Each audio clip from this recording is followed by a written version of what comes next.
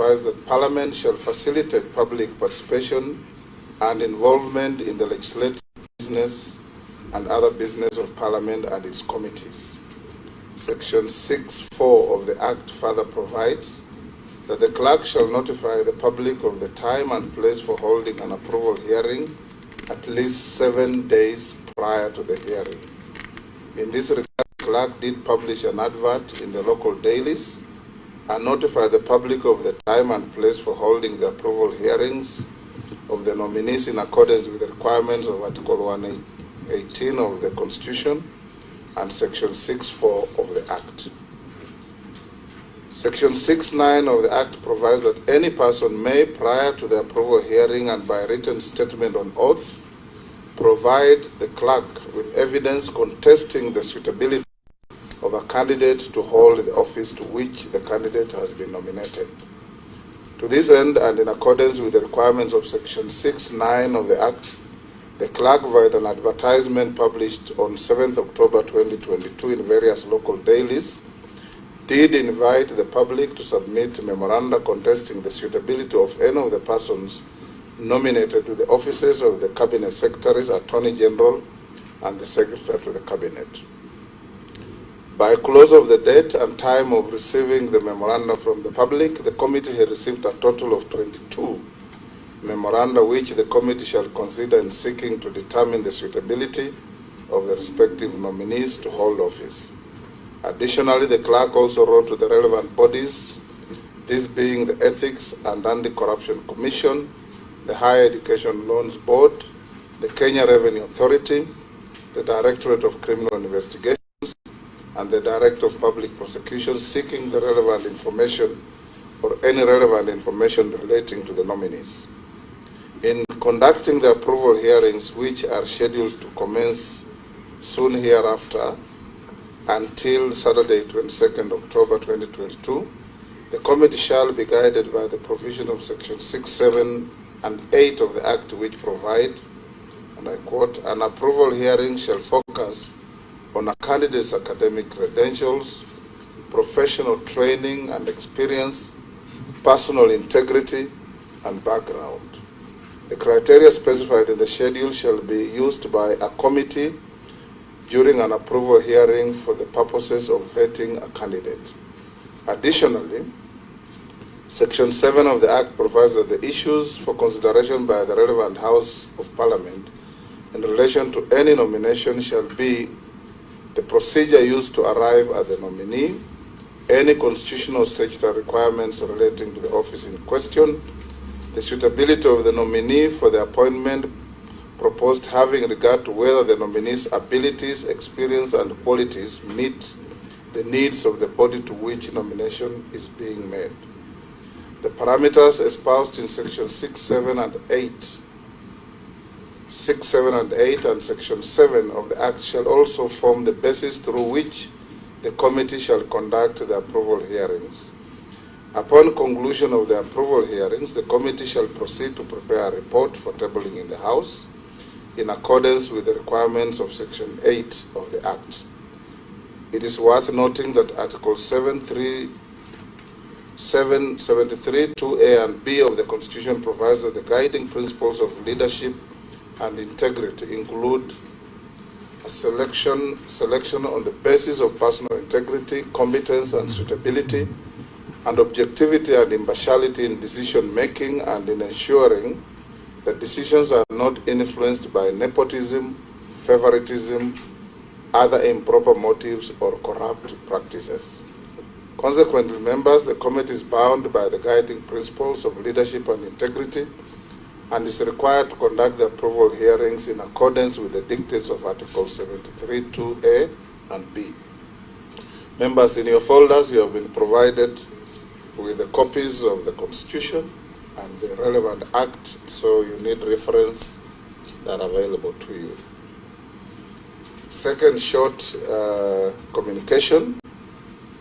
Honorable members, you will recall that during our meeting held on Thursday, 13th October 2022, a question was raised by the Honorable Pio Wandai, the leader of the minority party, on whether the position of the Cabinet Secretary is constitutional. As you may be aware, Article 152(1)(d) of the Constitution provides that the Cabinet consists of not fewer than 14 and not more than 22 Cabinet Secretaries. It is notable that in compliance with the provisions of Article 152(1)(d) of the Constitution, the President nominated 22 Cabinet Secretaries, among them being the Prime Cabinet Secretary. In this regard, the office of the Prime Cabinet Secretary finds its constitutional basis under Article 152(1)(d) of the Constitution, and the nominee, if approved, will be one of the Cabinet Secretaries. Further, it's worth noting that through the Executive Order Number 1 of 2022 on the Organization of Government, the President assigned specific roles to the office of the Prime Cabinet Secretary, which includes coordinating and supervision of the ministries and state departments. However, I note that the designation of the roles of a Cabinet Secretary does not change the nature of the position of a Cabinet Secretary as anchored under Article 152(1)(d) of the Constitution. I further note that the Article 152 of the Constitution does not prescribe the designation of the title or functions to be conferred to each Cabinet Secretary. Consequently, it's within the powers of the President under Article 132 of the Constitution, as read with Section 10(1) of the National Government and Coordination Act Number 1 of 2013, to designate the title and assign functions to a Cabinet Secretary. To this end, the designation of a Prime Cabinet Secretary is not inconsistent with any provision of the law or the Constitution, and therefore the designation is properly, legally, and constitutionally grounded. Thank you. Having said that, I'm sure the Honorable Wandai, you are now at peace. I am certainly not at peace, but I will reserve my comment to a later time. Excellent. In the course of these proceedings. Yes. Wonderful. We'll now start. The Honorable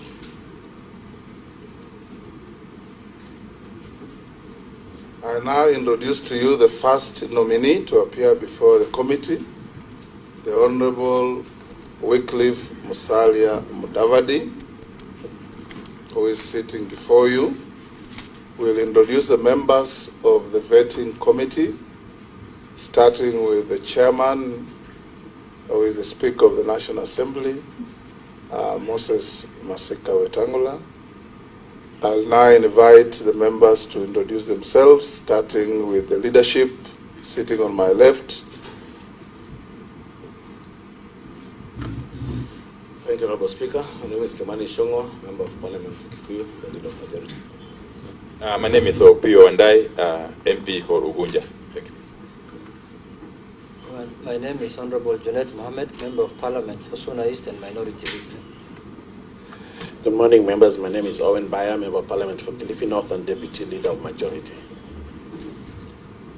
Good morning. My name is Robert Mbui, Member of Parliament for Kadhiani and the Deputy Leader of the Minority Party. Mheshimiwa Mukami. Good morning. My name is Rehab Mukami, County MP, Nyeri. Good morning. My name is Ferdinand Wanyonyi, Member of Parliament, Kwanza. Good morning. George Gitonga Murugara, MP Tharaka. Morning, Chair. Honorable David Kosi, MP Okosa. Good morning, Honorable Speaker. My name is Abdul Rahim Daoud, MP for North Imenti, Meru County. Good morning. My name is Honorable Mishimboko, MP Likoni Constituency, a member of this committee. Good morning. My name is Nelson Arab Koech, Member of Parliament, Belgut Constituency. Morning, Chair. My name is Caleb Amisi, MP Saboti. Morning, Dido Raso, MP Saku. Morning, Abdi Shurie, MP Malapala. Good morning, Mary Emase Otucho, MP Teso South. Good morning, MP Matungulu, Stephen Mule, a member of this committee. Good morning, I'm Gikaria David, a member of Parliament, Nakuru Town East Constituency. Good morning, Naisula Lesuda, Member of Parliament, Samburu West Constituency. Thank you. We have our team from the Secretariat led by the Clerk of the National Assembly. I'll invite her to introduce her team. Thank you, Mr. Speaker. My name is Sarah Kioko, the Acting Clerk of the National Assembly. I am accompanied by other members of staff led by Mrs. Florence Abonyo, who is the Director in the Directorate of Audit, Appropriation and other select committees, and the Deputy Director for Legal Services, Mr. Michael Karuru, and we have other members of staff with us. Thank you. Thank you. We'll now invite the nominee to take the oath that will be administered by one of our officers. It's either the Quran, the Bible, or affirmation.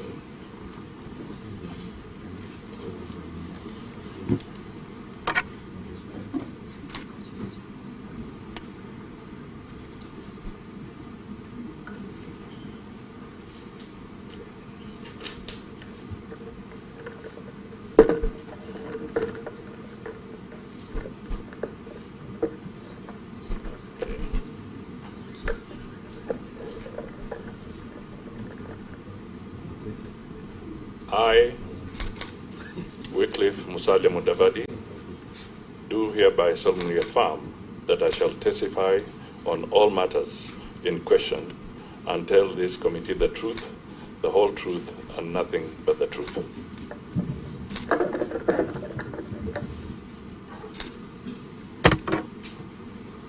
We'll now invite the nominee to present his documents to the Secretariat. There's a list that was sent out, and I can guide you, the Honorable Mudavadi. The first document is compliance with tax obligations from KRA.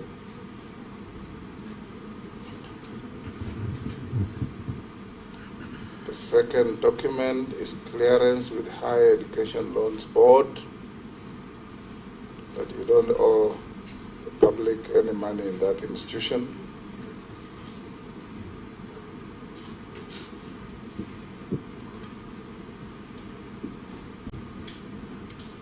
The third document is clearance with the Ethics and Anti-Corruption Commission, EACC.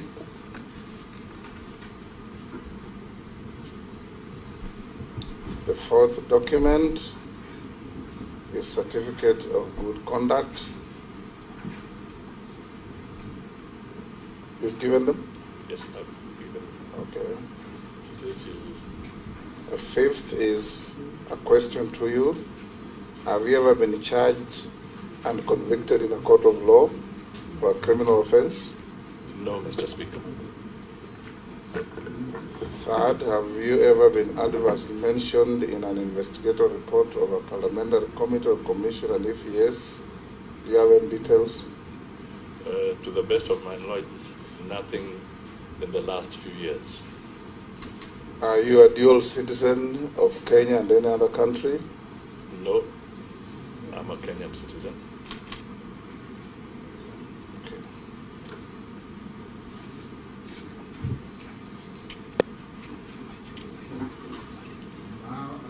I invite you to make a brief self-introduction and make a brief statement of yourself in not more than 10 minutes.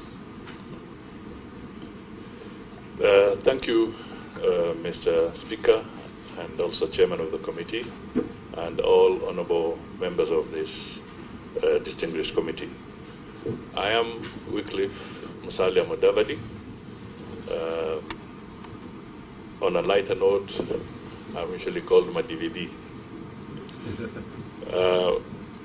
I have been a member of parliament in this country for 3 terms. I served as member of Sabatia constituency, and I entered parliament in 1989.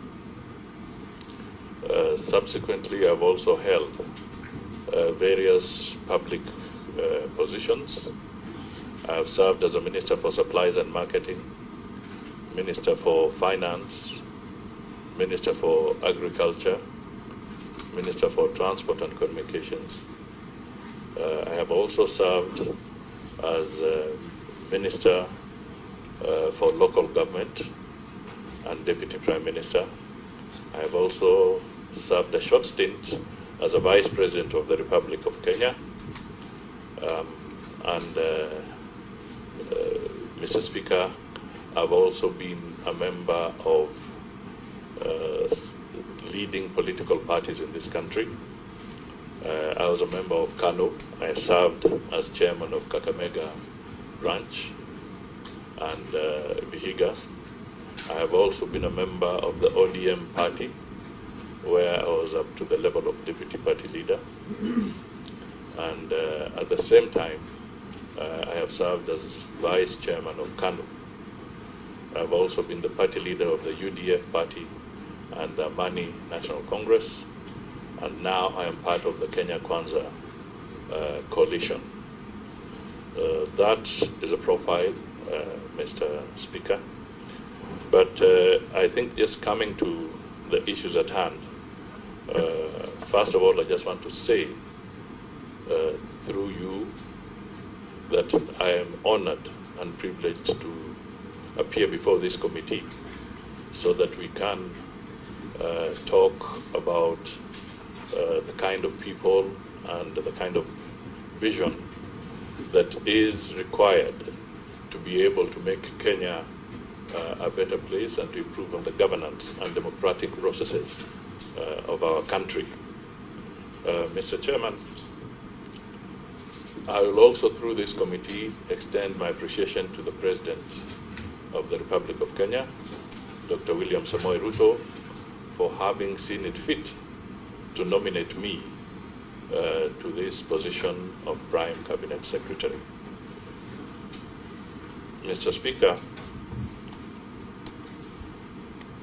we have just come out of an election as a nation, and the country is facing several challenges. So I take this initial appearance as being very critical so that the country can exit from the election mode and start looking at serious service delivery to the people of Kenya. Mr. Chairman, appearing before this committee is significant because it underpins the new constitution we have, and it also underpins the importance that Parliament plays and is going to play in the governance of this country and in shaping the lives of the people of Kenya. So I am honored and I am ready to respond to any questions that may arise. But I would also want at this early stage, Mr. Chairman, to also raise a few issues that may be of my personal integrity. One of the issues that has constantly and regularly been brought up is the issue of the golden bag. Mr. Speaker, I want to state here that at the age of 33, I was appointed to the Ministry of Finance. That is in 1993. That is when the golden bag saga had been in existence and was coming to its full-blown situation. This was really a scheme where the intention of government in terms of export compensation scheme went sour and it was misused, and it cost the country a lot of damage and expenses. Mr. Speaker, I took up the role of dismantling the network of the golden bag hydra.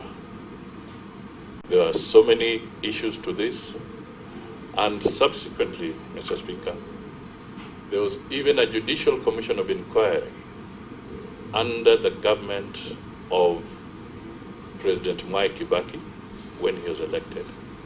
This Commission of Inquiry was conducted over a 2-year period. And Mr. Speaker, I just wish to draw members, and I'll be availing the document here, the report of the Judicial Commission of Inquiry, specifically to page 220. There's a paragraph there that is very distinct about me, I think paragraph 589, which clearly brings out the details and exonerates me and even lauds me for having been the individual that stood firm and scuttled and dismantled the Goldenberg scam. That is one issue that I would like to bring up front. The other issue that I would like to bring up front, Mr. Speaker, Chairman, is that when I was in the Ministry of Local Government, there was also an issue about the cemetery scam. This is an issue that entailed overpricing of land by the City Council of Nairobi at that time. There were allegations that threw issues on me. Yes. Chairman, I totally agree with the honourable member on the trajectory, but I wanted to indulge the Speaker, the Chairman, that at this session, at this point, the minutes you gave is just for self-explanatory introduction. Yes. We will come to those issues in due course, Mr. Speaker. Let him wind up. Yes. Thank you. I'll wind up. Thank you. Thank you, my friend. I just want to state that that matter, again, was dealt with. It went through the courts, and after investigations by the relevant agencies, those who were culpable were tried and convicted, and I was not one of them.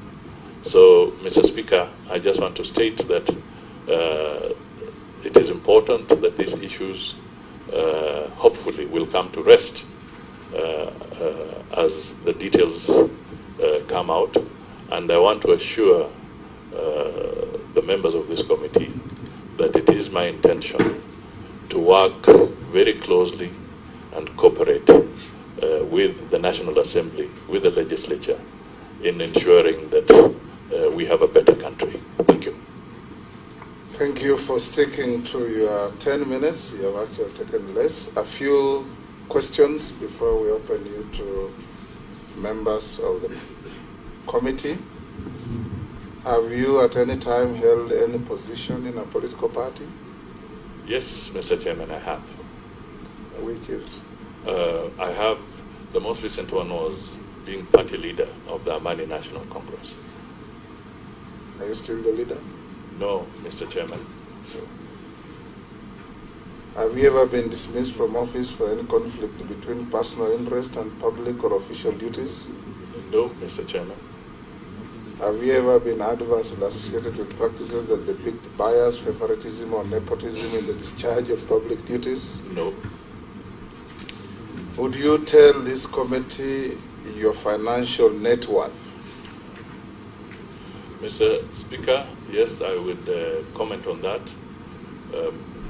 If I take my investments in shares in various, in some companies, and also the properties that I own, I would put my net worth at about 4 billion shillings. 4 billion. What are your current and anticipated sources of income? Mr. Speaker, rental income, dividends, where I have the shareholdings, and also interests, and of course other expenses that come from the farm. Honourable members of the committee, I'll now open the hearings to the committee. Basic rules that we agreed on. Questions must carry decorum. No personal issues, no parochial issues. And the nominee, you answer all the questions through the chair, so that you don't say, I'm answering on the Wandai or on the Junet. All questions are asked collectively as a committee through the chair. I'll give the first shot to the Honorable Kimani Ichungwa. Thank you, Honorable Speaker. Honorable Speaker, the Honorable Musalia Mudavadi. As we proceed, you keep your eye on that clock. When it says 0, our time will be up. Thank you, Honorable. 10 minutes to 0, we will give the nominee an opportunity to make some closing remarks, some closing statements. Thank you, Honorable Speaker. Honorable Musalia, on your page 4 of the document that you submitted on self-declaration, you indicate on potential conflict of interest that you have none. And the question that follows after that is for you to explain how you would resolve any potential conflict of interest. And looking at your net worth and the schedule that you have submitted, I see you have interest in an aircraft and exclusive air services. You have property on Riverside. I believe this is what you're getting rental income from, and other office space that you have also indicated, 3 properties, offices owned by Triton Limited. Supposing the government of Kenya that if you are approved, you'll be serving under, list any of these properties, or one of the government institutions wanted to use this aircraft that you own, would that portend a potential conflict of interest, and how then would you deal with that? Mr. Chairman, clearly there are procedures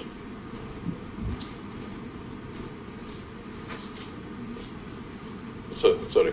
Mr. Chairman, clearly there are procedures that are in law that would make sure that there is a public disclosure or full disclosure under such circumstances if they did arise.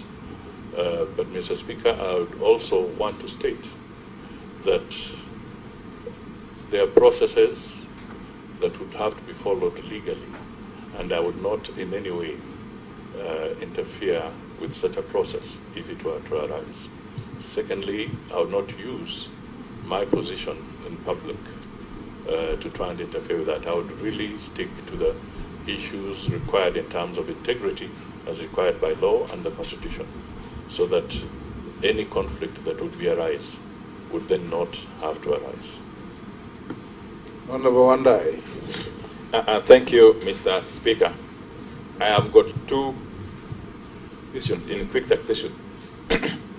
One, the Honorable Mudavadi, and following, or notwithstanding the ruling by the Speaker a while ago, you obviously know that in the coalition agreement that you entered into within the Kenya Kwanza Alliance, you did appreciate the fact that the position to which you have been nominated did not exist, or does not exist even as we speak. And that's why in that agreement there was a commitment that within 30 days a legislation shall be introduced in Parliament to provide greater legal clarity on the position, roles and functions of Prime Cabinet Secretary. That is at Article 21K of that agreement. I happen to have gone through it in the House after being tabled by my friend Honorable Kimani Ichungwa. It goes ahead to say that the legislation to be introduced shall amend the National Government Coordination Act to include the office of Prime Cabinet Secretary as proposed hearing to the existing structures under the aforesaid Act. Do you understand? Doesn't this really confirm that without such legislation having been introduced, now more than 30 days since the election, the position to which you are being proposed or recommended or nominated is anchored on quicksand, constitutionally speaking. That is one. Two, you were asked a while back if you have been mentioned in any corruption case or scandal, and I listened to your answers.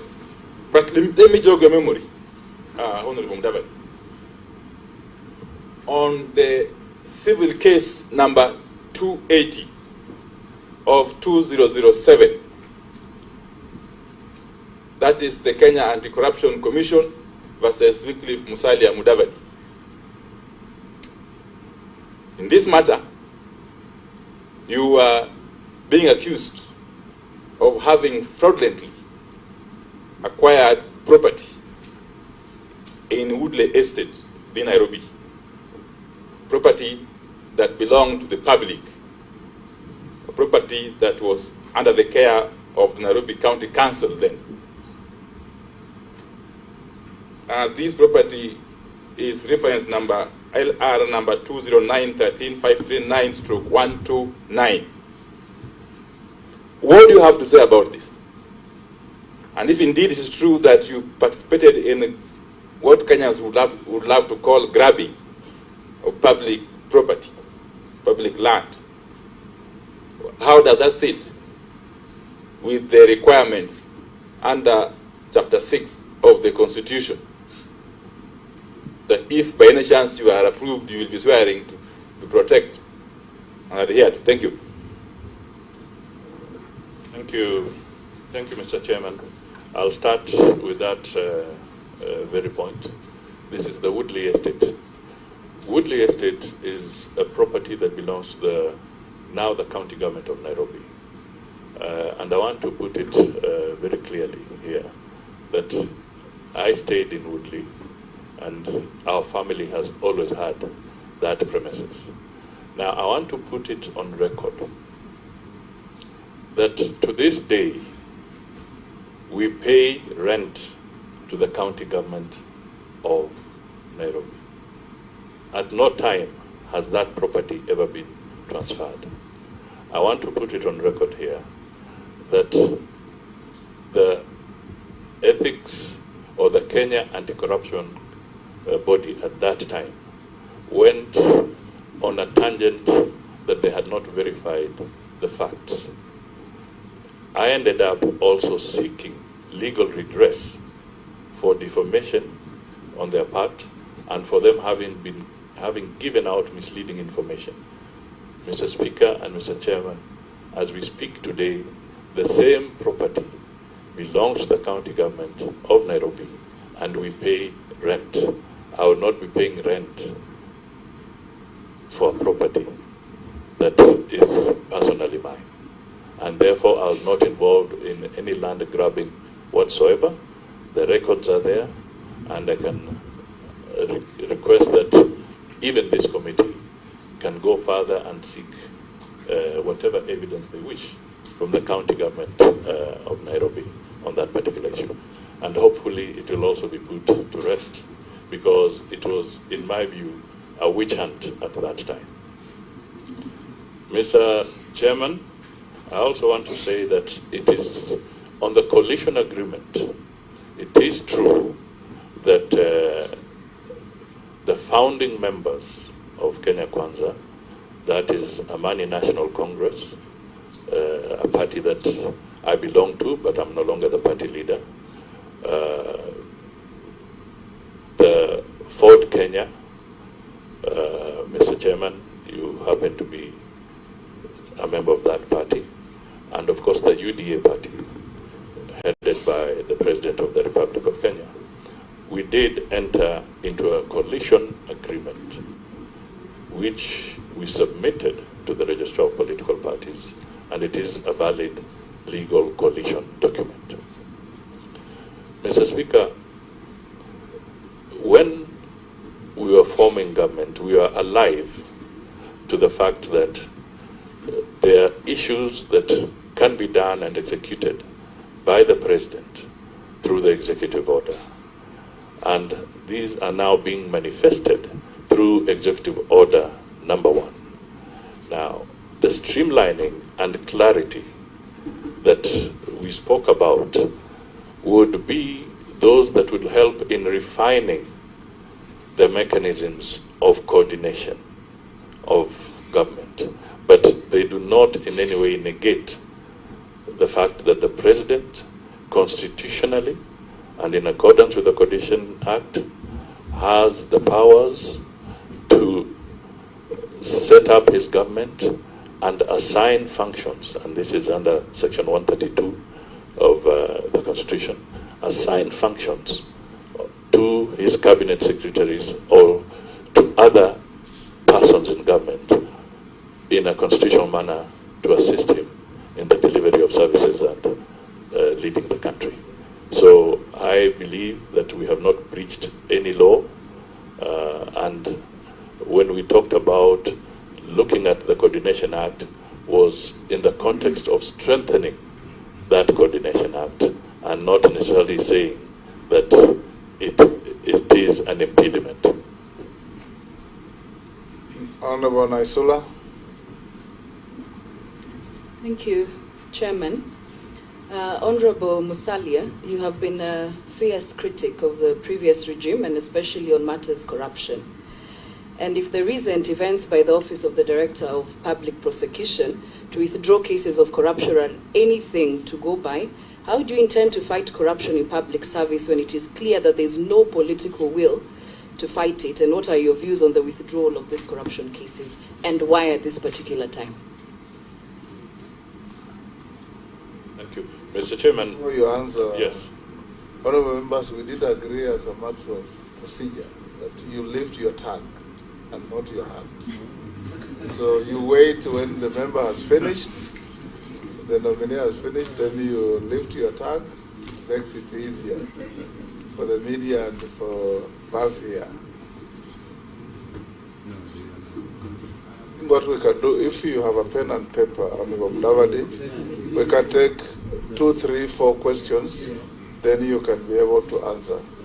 Okay, so raise your tags. Number 1 is Naisula. Number 2 is Robert Mbui. Number 4 is Majaraso. Number 5 is Emase. Then after that, we'll go another round. So know your number when one, and I encourage you to ask 1 question each.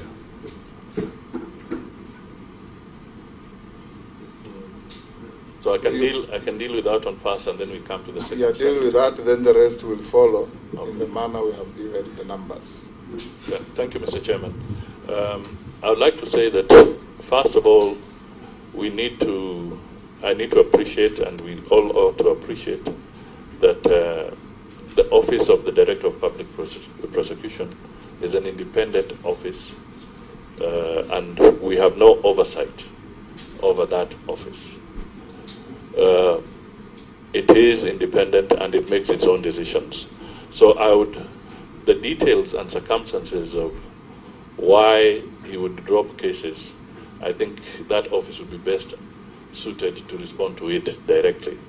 But going forward, I think one of the things that we want to point out is that in the fight against corruption,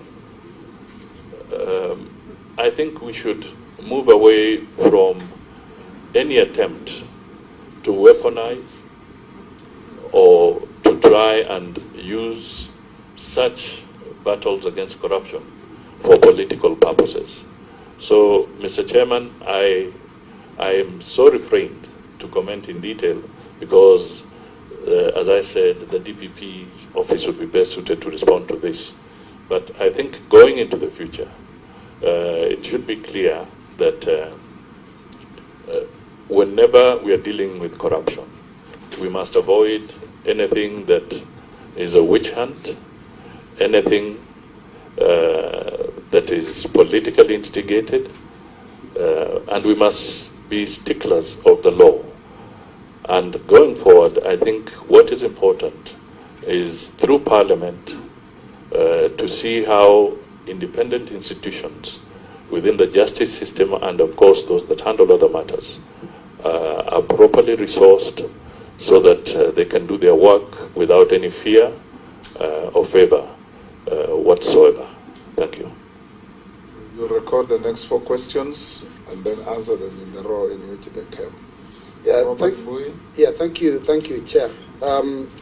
Consistency in leadership is very, very important, especially when one is nominated to a position to serve in the cabinet.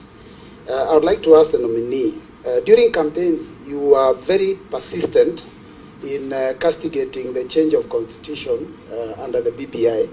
And I want to quote that consistently you said that the handshake brothers were hell-bent on creating positions instead of dealing with the obvious things of high cost of living.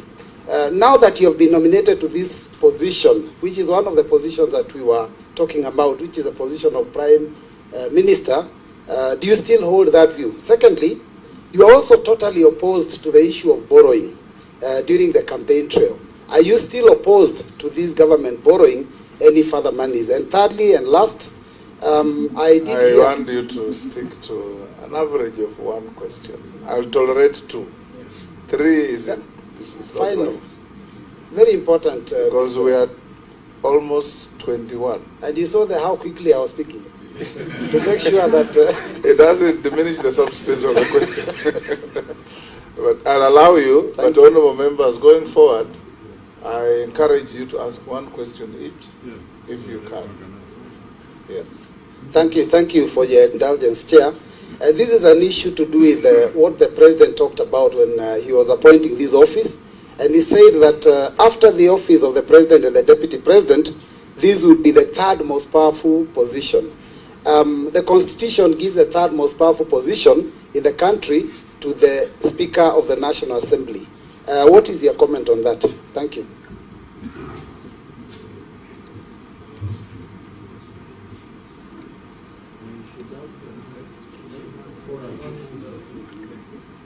The next is Raso. After Raso, we have proceeded to then Thank you very much, Chair. The question I want to pose to you, Honorable Mudavadi, at the heart of this vetting is honesty, integrity, patriotism, trust, and acting in the greatest interest of the Republic of Kenya. As a former finance minister, and also looking through what Kenya Kwanza came up with as a manifesto, what are the likely things you are likely to do as the ringmaster or as the coordinator of government activities, the indicators of economic revival, or things you are likely to put in place for Kenyans to begin to start having money in their pockets? Thank you, Chairman. Thank you. You are the most disciplined. Seeing a military man. Next is the Honorable Hussein. Thank you, Chair. And I want to congratulate the nominee for being nominated for this very position. But, Chair, let me ask the nominee, being a high-profile person in Kenya and we respect him, really, does he believe that this office exists? Being the first, and that in accordance with Honorable Speaker or Chair to Section 7 of Public Appointments Parliamentary Approval Act. Does it really exist? Being the first being vetted in this country. 2, through you, Chair. And that is and it's very clear and evidence, Honorable Chair, when even in the executive order, somebody is struggling to be able even to give functions. And I want to go to this function of chairing and coordinating national government legislation and engaging or coordinating with the leadership of the House. Chair, don't you think that is the work of Attorney General? And that is why it was really struggling to be able to give him some responsibilities. And perhaps maybe this will be the first office of conflict, Honorable Speaker. What does he think about that? Honorable Member, I think as we go forward, take into account the ruling or the direction or communication from the Chair. that this position is properly grounded in law and under the Constitution.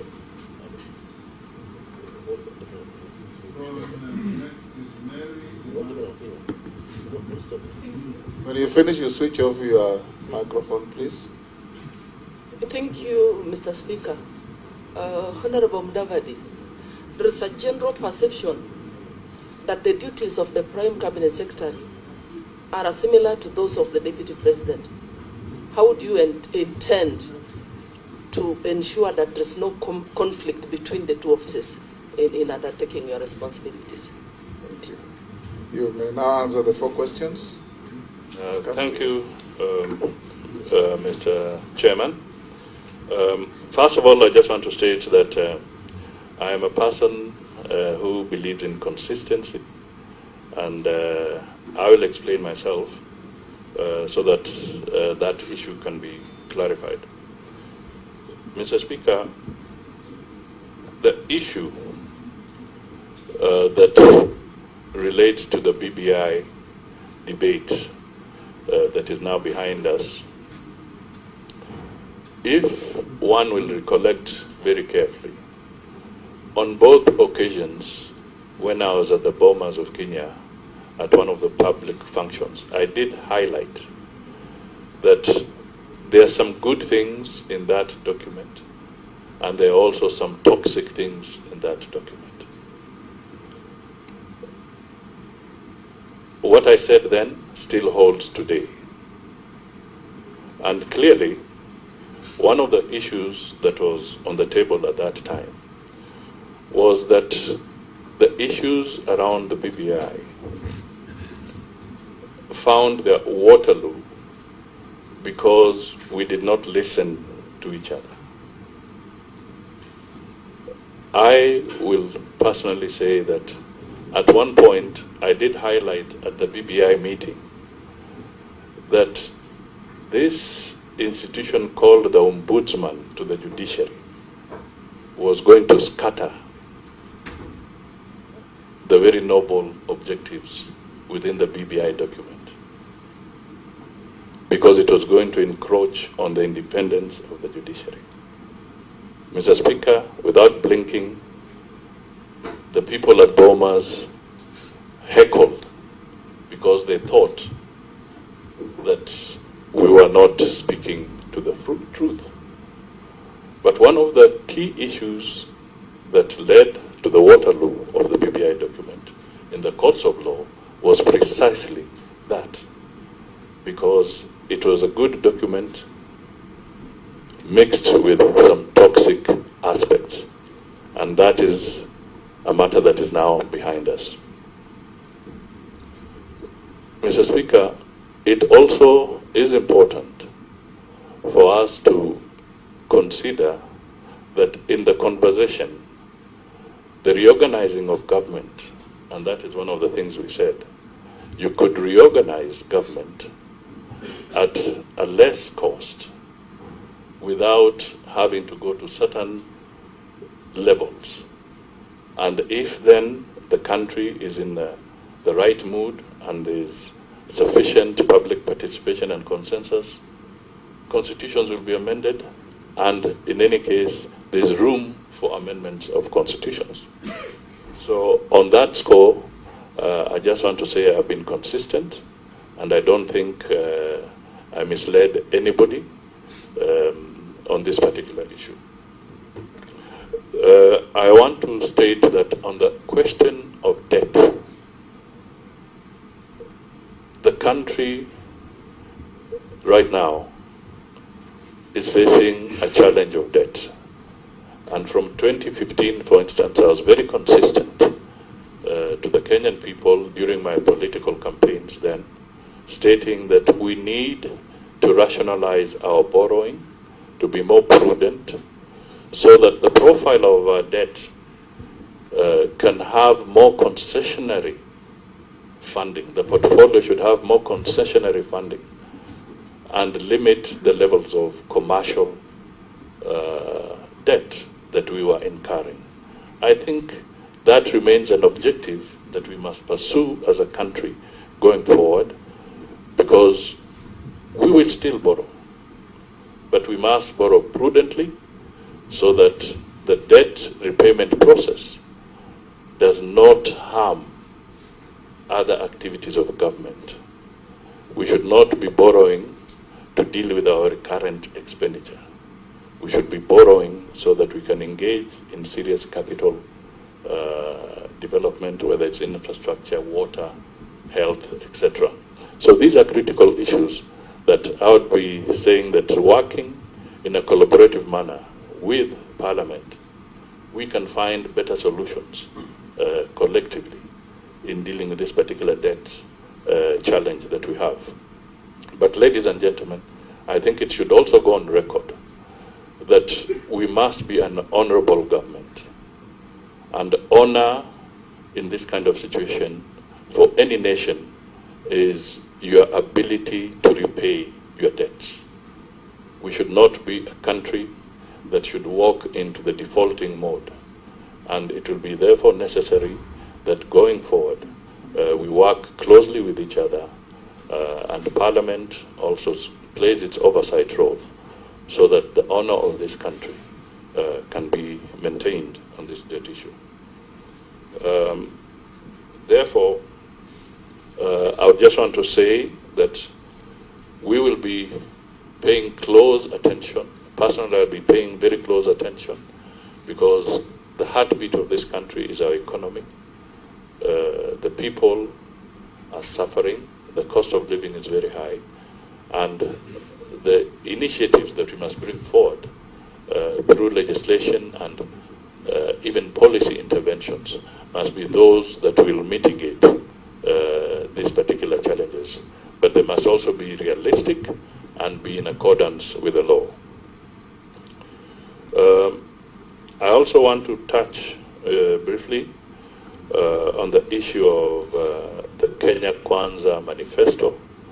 I think it is important that at the very earliest, that political document, which was the flagship of Kenya Kwanza, is translated into a serious and fundable policy document of the government of Kenya, highlighting the specific areas that were the flagship, things that would create jobs, the issue of access of credit to a wider section of the country at affordable rates, the issue of making sure that the cost of living is mitigated and people live with dignity is going to be forefront in what we want to do.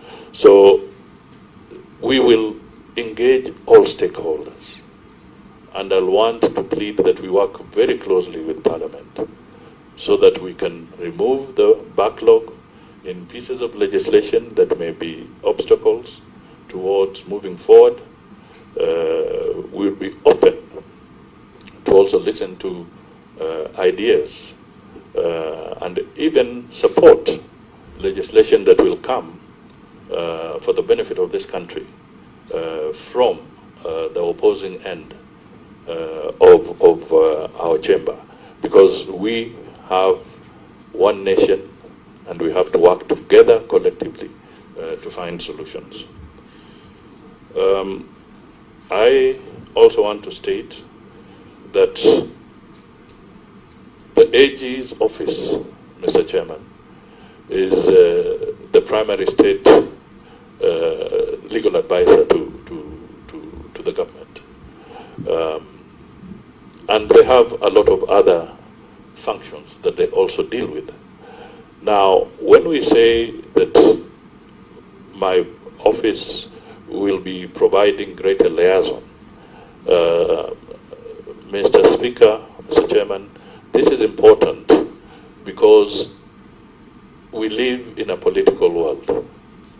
We want to be able to have greater collaboration, greater interaction, greater consultation, so that those of us who then will be interacting quite a lot with the general public on some of these issues from the executive viewpoint can have the right interface between Parliament and the people as we move forward. There is no intention whatsoever, and I have been in public office for a long time, to say that we can use up the role of the Attorney General.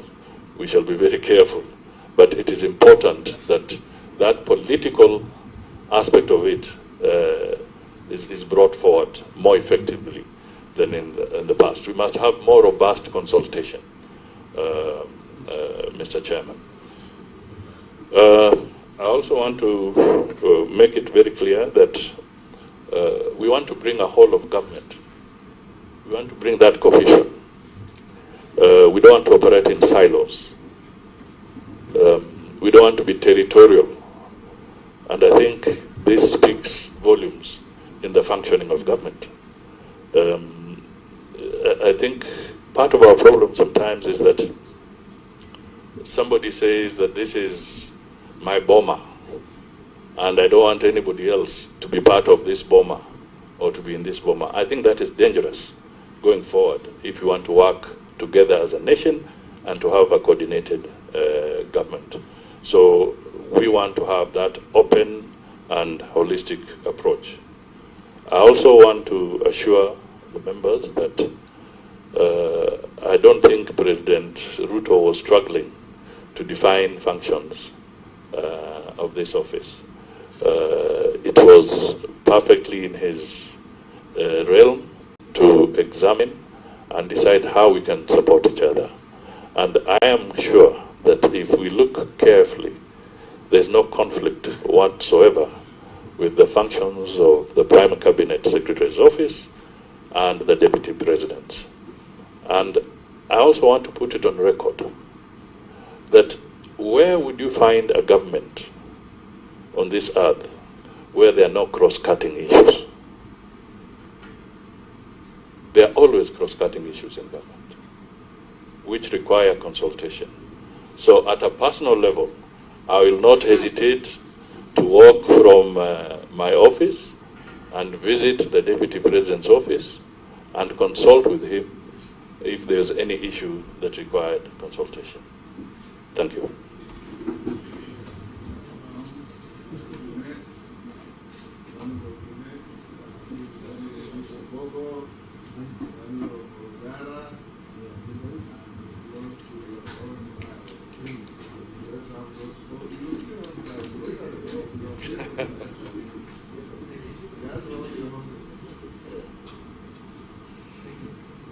Thank you, Chairman. Chairman, I wanted to put my question in this way. Chairman, they say the cabinet consists of the president and the cabinet ministers and attorney general and others. But this nominee was given the position of prime cabinet minister.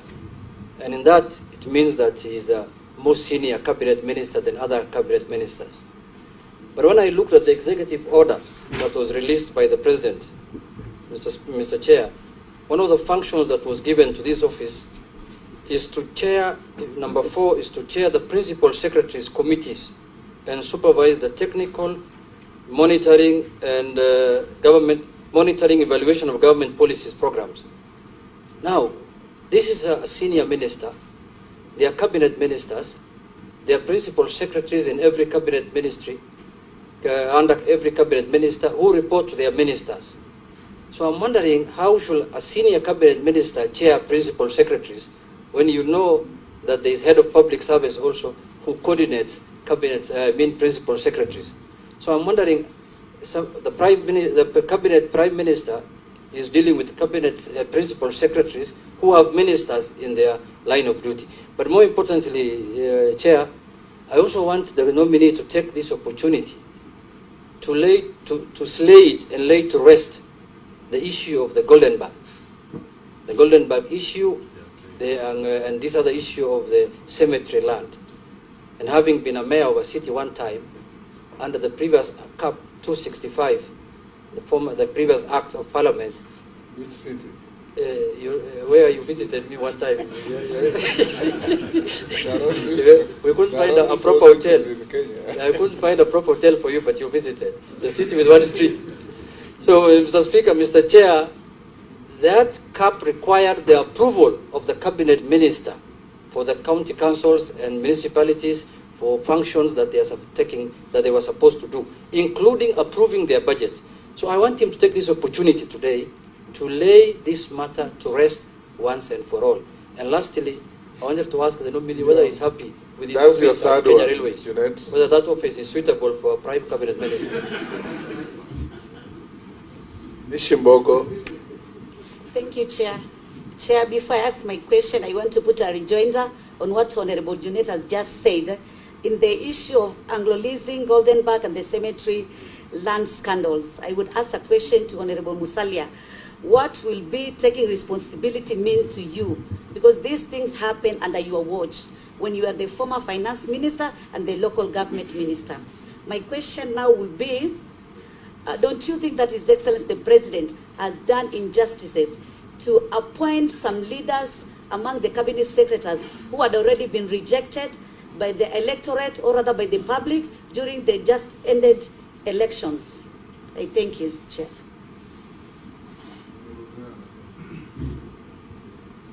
Thank you, Mr. Chairman. This is to the nominee. Under Executive Order number 1, one of the functions that has been, or one of the roles to be played by your office is that of coordinating the legislative agenda of the government with the parliament. This is where actually it comes into conflict, or it's supposed to be in conflict with the role of the Honorable Attorney General, but it's clarified that it is coordinating the legislative function between the legislature and the ministries. And in most cases, ministries deal with the subsidiary legislation. We have seen ministries making laws, subsidiary laws, which are known as delegated legislation, which are so inconsistent with the other laws that it has taken Parliament a lot of time to actually do away with most of those regulations. That is called annulling, and this is done through the Committee on Delegated Legislation. As the coordinator of that function, how do you propose to deal with laws made by ministries when they are brought to Parliament, so that we do not have to spend a lot of time annulling, but should actually be passed for purposes of enabling the government to function properly?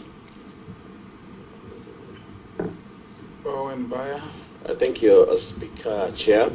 Honorable Musalia Mudavadi, taking your experience in economics and having served as Minister for Finance in this country, looking at this country, the cost of living is very high.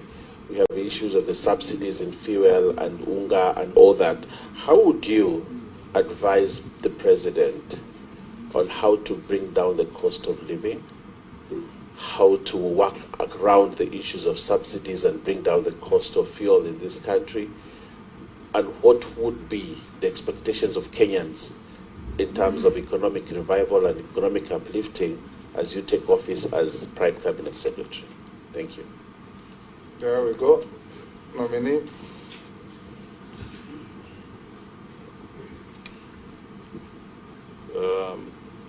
Thank you, Mr. Chairman. I just want to state the following. That when we look at the functions of the Prime Cabinet Secretary, as Envy said in Executive Order number 1, the whole aspect of coordination, technical evaluation, monitoring of programs, policy formulation, and even projects. Mr. Chairman, I think working with the principal secretaries is going to be a very, very important function of this office.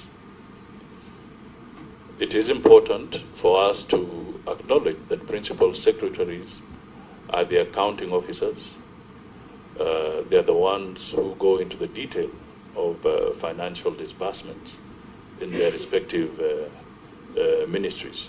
So to me, having a situation where there is a regular, constant, and structured interaction in this area will play a very, very important role in improving on efficiency and resource allocation in the country, at least from the perspective of this government. So I do not feel in any way that this is a demeaning role. I think it is not. No Kenyan, no office is too small in this country. We need to pay attention to the detail. We need to develop a structure where clear data, clean data, will become the driving point for our decision making across the board, policy formulation, resource allocation. We need accurate data. And I think it is important that we have a blend of the politics working with the technocrats to try and tease this out for the betterment of the country. I also want to state again that I did address the issue in my opening remarks around Golden Bag, and I want to assure this committee and the country at large that my conscience is clear. My conscience is clear. This was a menace to this country. It was a program of export compensation, which was a policy position of the government of the day to try and spur exports in this country. And then it was abused. And in the process of it being abused, it caused havoc. And I would really plead that the members of the public, and more so I would appeal through members of the Fourth Estate here, if they can help Kenyans to dissect the Judicial Commission of Inquiry report in this country, it will really help in getting Kenyans to understand where we were, what was this about, and how did it come to an end. I can only plead on that basis. On the issue of the cemetery scandal, I come back to it again and I say this matter was dealt with, it was investigated, the matter was even dealt with through the courts, and decisions were made by the courts. And I was not in any of those areas as somebody who was a suspect or anything. So it is so clear that that matter has come to an end. On the issues, somebody raised an issue about under-leasing. Again, I can only say that it would be important to note that this matter was dealt with again in 2016. And in 2016, I was a state witness in those matters. I was not a culprit. I went and testified as a state witness. So I think I would say that that should be sufficient. On the issue of the Kenya Railways, I am happy, very happy about the Kenya Railways as a location for this office. First of all, the people who voted us in are there, alighting every morning to go to work and alighting every evening to go home. To me, I say that that is a constant reminder that whenever I go to that office, I will know that those are hard workers in our country, and therefore we must not let them down. We must work hard and improve on this country. So I am personally very delighted to be domiciled at the railway headquarters. That is perfect. I'm proud of that.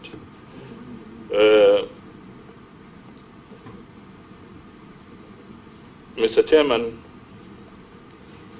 nominating people who may have contested in elections and maybe not succeeded to take up public offices is not an offense. It is perfectly constitutional, and it does not mean that because you have lost an election that you cannot be helpful to the nation in a different capacity. I am sure we sit here, there are those who are from the Kenya Kwanza realm, and there are those who are from the Azimio realm. People made their decisions, but here we are sitting as this committee by right and beginning to work together towards what is good for the entire country. So I don't think we should discriminate against any individual who may not have succeeded in one situation from taking up an assignment in another position. I want to assure that the issue of delegated legislation is very, very important. And that is why we are putting more emphasis around this need for coordination and liaison and cooperation within ministries and also with greater interface with the National Assembly, and particularly those that will also handle not just all legislation, but even that delegated the responsibilities on matters of statute. I want to state here that that holistic approach is what we want to bring in. Because it is true, when we operate in silos, we create laws and regulations that become a serious problem to the functioning of the economy and delivery of services. So I think that is a very critical anchor in this matter. On the issue of subsidies and maybe broad commentary on the economy, I just want to say that subsidies can be very expensive. They are usually what you might call targeted interventions to try and mitigate on some issues. Some may be short-term, some may be to spur certain economic activity or agricultural activity or production. They are usually short-term interventions targeted. But I want to try and appeal to the nation that we should not become a nation that thrives on subsidies, because they can be very expensive to maintain. Funding of subsidies can be very, very dangerous if your economy cannot sustain it. And a classic example was the subsidy around the petroleum sector. Mr. Chairman, as I speak here, I was the one who actually removed price controls when we were liberalizing the economy, even on petroleum products. And price controls were also a hidden way of trying to introduce subsidies on petroleum products then. And we used to have shortages of petroleum products because people were playing around with that kind of economic regime.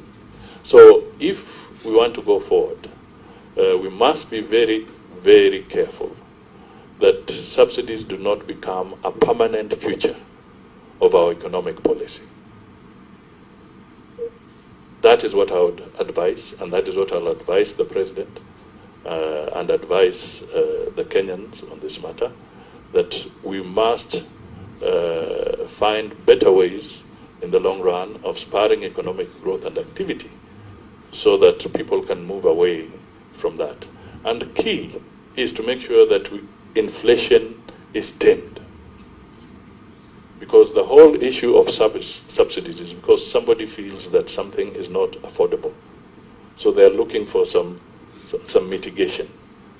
But ultimately, if as a country we can fight and contain inflation, then the urge for subsidies will become less as we go ahead.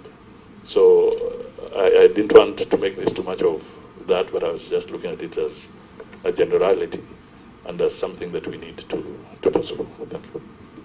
Thank you. Daud, the Honorable Daud, the Honorable Mukami, the Honorable Mule, the Honorable Koech. There's still another round. Thank you, Chairman, Mr. Speaker. First of all, I want to congratulate the nominee, Honorable Mudavadi. Honorable Mudavadi, you've been a minister for local government and you've been in the executive for many, many years. And during your time, prior to the devolution system being in place, there was a sessional paper which you signed off. That was a sessional paper on devolved government under the Constitution of Kenya. And in that sessional paper, 7.3 and 7.5, it talks about the process of intervention, where intervention would be needed in the devolved system of government, and where it states that intervention would be for 90 days and not more. What I want to ask you, in your personal opinion, because you were the author of that document under you, do you think that the devolved system of government has worked as anticipated with regards to revenue and service delivery?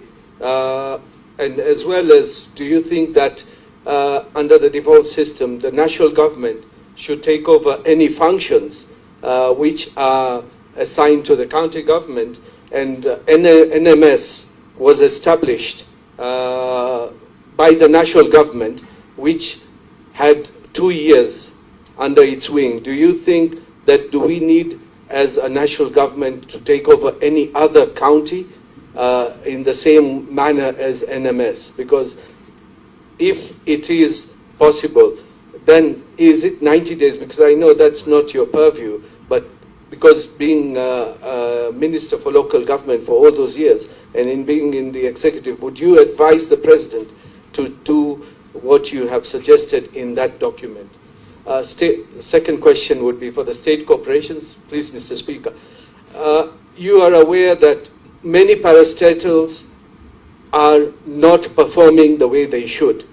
And you being in charge of the state corporations, as per the mandate the President has given in the executive order, what would you advise the President in folding up the parastatals or state corporations and making a smaller bureaucracy? Thank you, Mr. Speaker. Yes, Rahab. Congratulations, Honorable Mudavadi. My question is, one of the roles of the Prime Cabinet Minister is to oversee the national legislative agenda for the Kenya Kwanza government. What are some of your priority legislative proposals, and what measures will you put in place to ensure that they are actualized? Very good. What was the next? Mule. Thank you very much. This goes to the nominee. First and foremost is that you're being nominated to one of the positions to coordinate peace, economic, diaspora, environment, culture, diplomacy as a 4 pillar of the Kenyan government. My question is that goes back to where you left on agro-leasing, whereby you say that you are a witness. but is in a public domain. The former CS, Chris Obure, indicated to Judge Ann that you did a letter yourself, which he received on 9th of May, the year 2002, during that hearing, whereby you sought direct procurement of equipments for Postal Corporation of Kenya, and indicated that was the intention of the government to refurb that corporation. My question goes, Mr. Chair, to the nominee, that now you are coordinating the principal secretaries in every ministry who are the accounting officers. I'm afraid, are you going to assure Kenyans you will not return to this habit of direct procurement and instructing them what to do in their ministries? Thank you. Coach. First, congratulations, Honorable Musalia Mudavadi, on your nomination.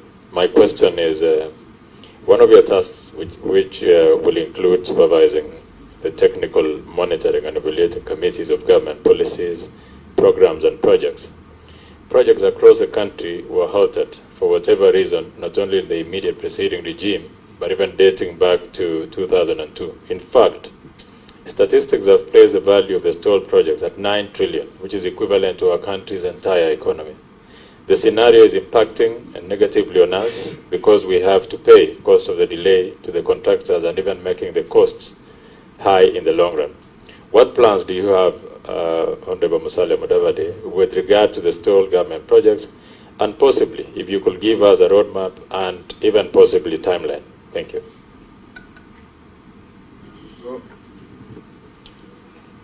Thank you, Mr. Chairman. I'll just start with the issue of devolution.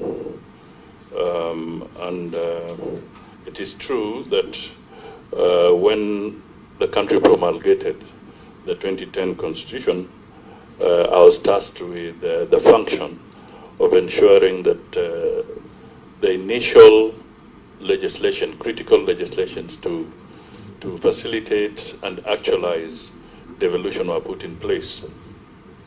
Now, there is the issue of when can the national government perhaps intervene. And at that time, we looked at the question of 90 days because what we intended to achieve, and it still stands, is that the Constitution is very clear that there shall be the national government and there shall be county governments. And any intervention cannot be permanent. An intervention to undertake some corrective measures must be limited, targeted, so that the rights of those people in that county can be restored and they have the ability to govern through their county governments. That is why the intervention period was limited. The issue that we have seen, as in the case of the NMS, all I can say is that maybe we have to wait for the report of the Auditor General at the end of the day to bring out the details of how this particular intervention was run or conducted. But the initial findings that may be in the public domain is that the NMS itself has left a debt of almost 16 billion to the county government of Nairobi. And the nature of how they went in is such that they may not have followed proper procurement procedures along the line. But without casting any ill motive or on any particular thing, I think the report of the Auditor General will be very helpful for us to really discern the experiences of NMS in Nairobi and also then be able to guide Parliament, guide Kenyans and guide the county governments on any future interventions, because this is a learning process. We have had devolution now for 10 years. You may notice that even now there is no need, in my view, to have a Ministry of Devolution, because these are entities that are constitutionally provided for, and they should not be interfered with by the national government, but there can be collaboration, and there are mechanisms through the intergovernmental relations legislation that Parliament passed. There are ways that this can be done. On the issue of state corporations, there are many. I think we may be having almost 300 plus state corporations. So that is a portfolio that seriously needs to be looked at very, very critically. And I know this is one of the functions that will fall directly within my purview. And I can say that we will build on, we'll pick up from the reports that are there.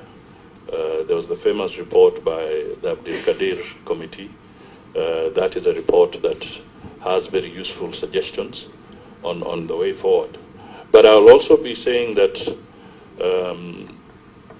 and to also touch on part of the legislation agenda, I will really want to request Parliament to actually just reflect and realize that the privatization program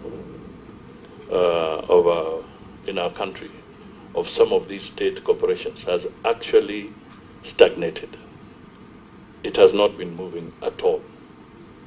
And I would be calling on yourselves and other critical stakeholders that this is dialogue that we need to have, so that one of the urgent pieces of legislation to kind of accelerate the process of reforming these sectors or the parastatals, that law be urgently be looked at and proper consultations undertaken so that some changes can be made there to improve efficiency and to also disengage the government from areas where losses continue to be incurred, and yet that particular entity may not be necessary to continue holding on to as the government of the day, because those are public resources. So these are critical areas. Each of these institutions will have to be looked at from a sector viewpoint and also from its individual viewpoint, and it is important that professional advice is really brought to bear in reforming the state corporations.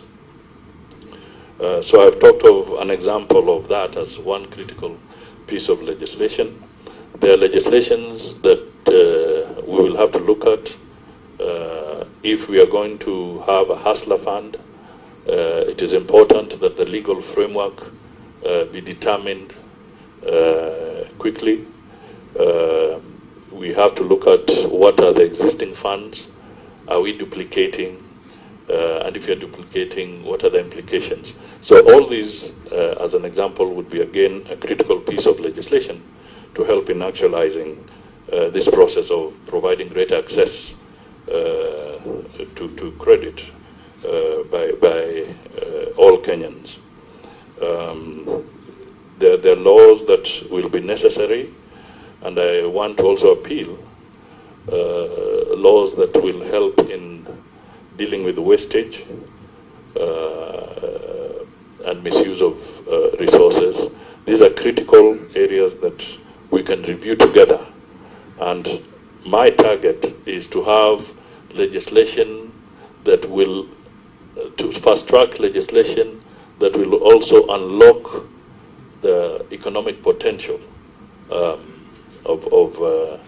the Kenyan people, whether in agriculture, whether in manufacturing, whether in trading. So these are the areas that I think we need to look at so that we can have institutions or private sector that is generating jobs as rapidly as is necessary. I want to state that in the issue of diplomacy, we as a nation will have to look more and more to economic diplomacy. Mr. Chairman, I can speak here while looking at somebody who has been the head of our diplomatic missions, business in the country for some time. But economic diplomacy is going to be very critical. What are our interests? We must quickly see how we can benefit from areas like the African Continental Free Trade arrangements. We must look seriously at enhancing our presence and our footprint within the East African Community region, whether you're bringing in the DRC, South Sudan, and how we can network. We must also play a very significant role, because for economic diplomacy to work, there must be peace in this region. So we must be more aggressive in dealing with the issues around Somalia. We'll have to be more aggressive in dealing with the issues even around South Sudan.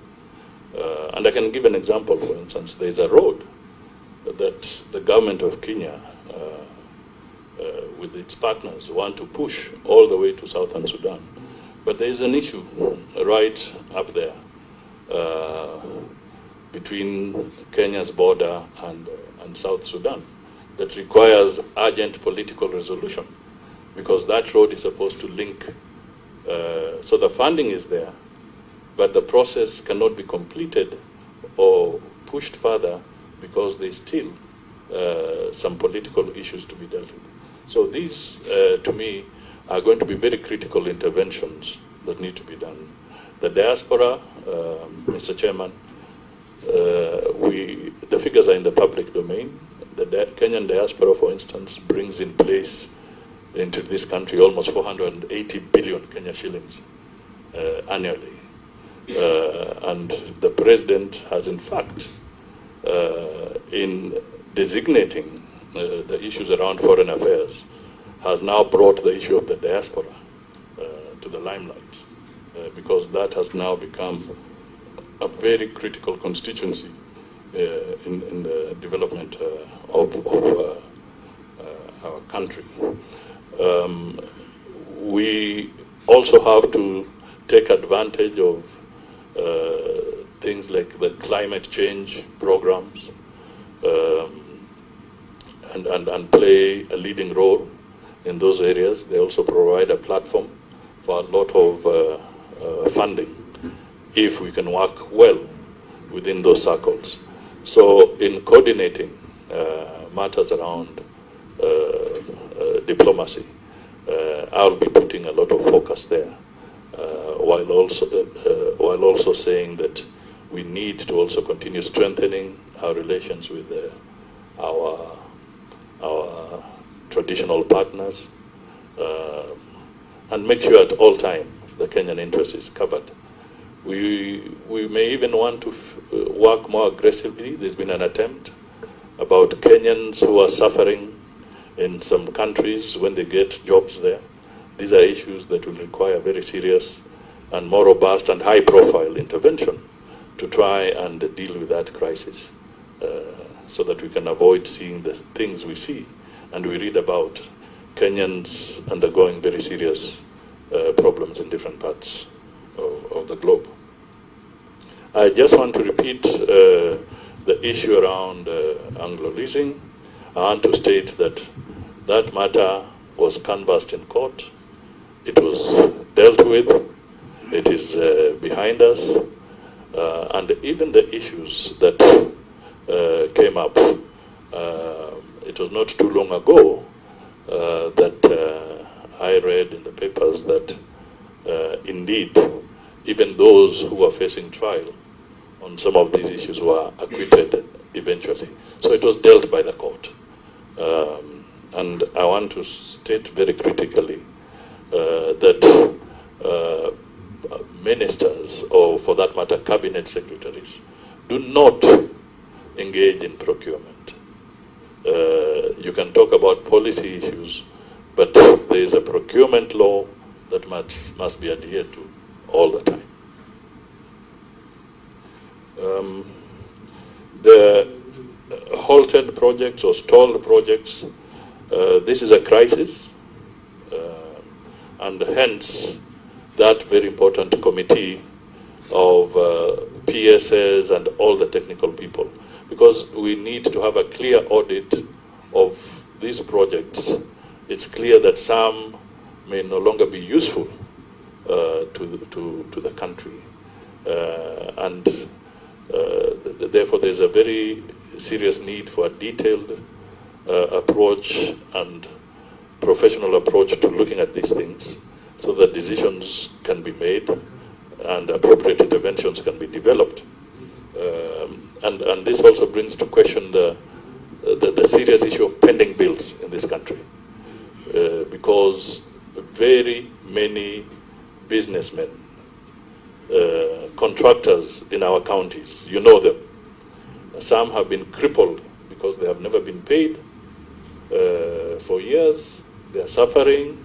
They have families, they have employees, they have loans in banks, but they've been crippled. So as we deal with this issue of stalled projects, one critical issue that we must also address fairly and in a balanced way will be the issue of pending bills in our public entities. The Honorable Caleb Misi, the Honorable Fernando Nyonyi, the Honorable Shurie, and the Honorable Bikaria. In that order. Thank you, Chairman. Chairman, the problem of asking the last, you find I hope that you are looking at the clock. Yeah. The problem of asking the last chair is you find all your questions have been asked before. But nevertheless, I've been looking at your CV, Honorable Mudavadi. You were a minister in 1989. That time I was 3 years old.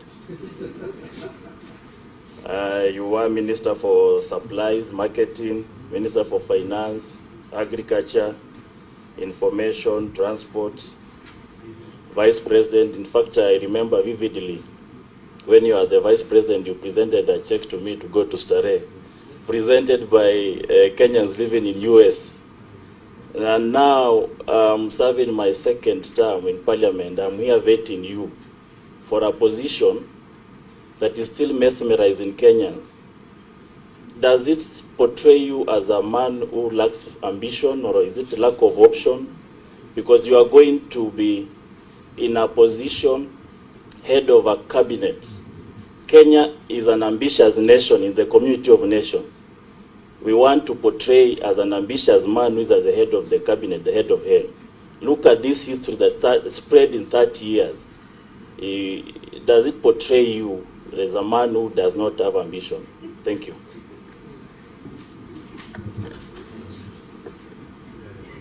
Mr. Chairman, I want to ask you very back home that in the previous parliaments we have been actually as a committee, there has been a tendency of the cabinet secretaries failing to honor summons and failing to respond to matters comprehensively without doing any research, what have you, and in a timely manner.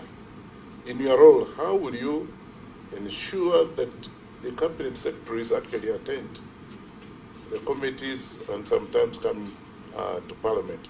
Because we've had these cases where you someone and a cabinet secretary said somebody else, maybe a junior fellow, and they can't even answer comprehensively the questions that you're supposed to be. So are you going to ensure that that is done properly?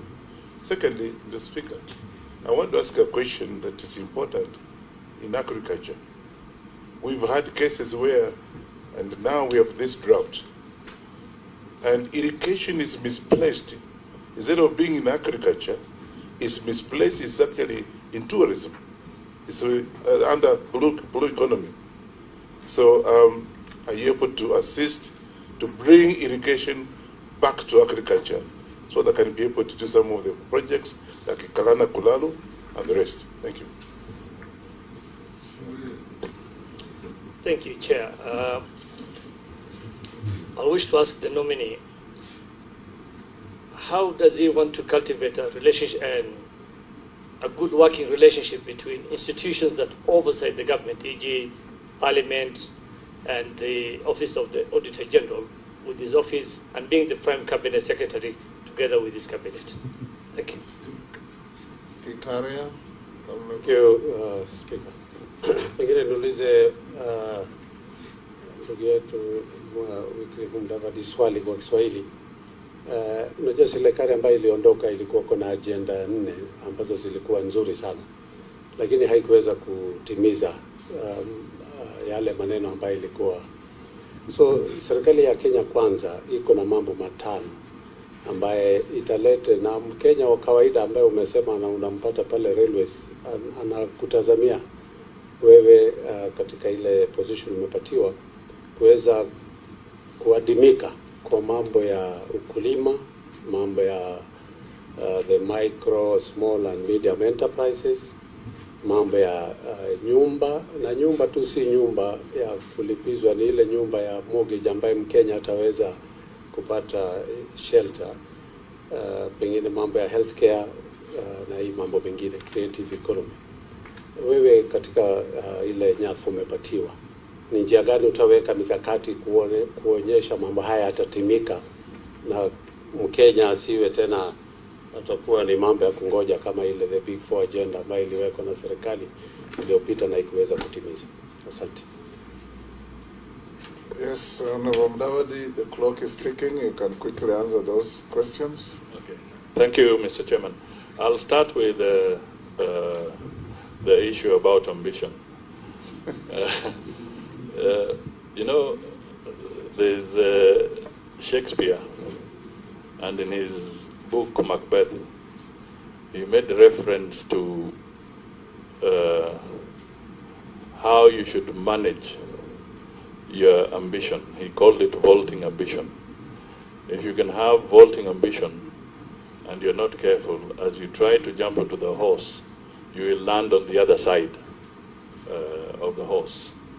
So I am a very pragmatic person. I am ambitious. That is why I'm sitting here. I am ambitious. But it is also important that we manage our ambition as we go forward. That is absolutely critical. And I would like to say that if I'm strong and I'm capable and I'm in good health, I think I should bring my experience in public life to bear for the people of Kenya to benefit from it. And that is why I'm sitting before this committee to present myself in that manner. I just want to say that any cabinet secretary that will be avoiding summons of parliament will be doing so at their own peril. Because parliament is so essential, it's so important, and it is absolutely necessary that we develop a respectable and collaborative approach when working with Parliament. I've been in Parliament myself. Some of you may be sitting exactly where I'm sitting in a few years' time, going through this process. And to me, we must cultivate a culture of respecting institutions that have been provided for in the Constitution. That is the hallmark of a good nation. So my view is that I will not hesitate to encourage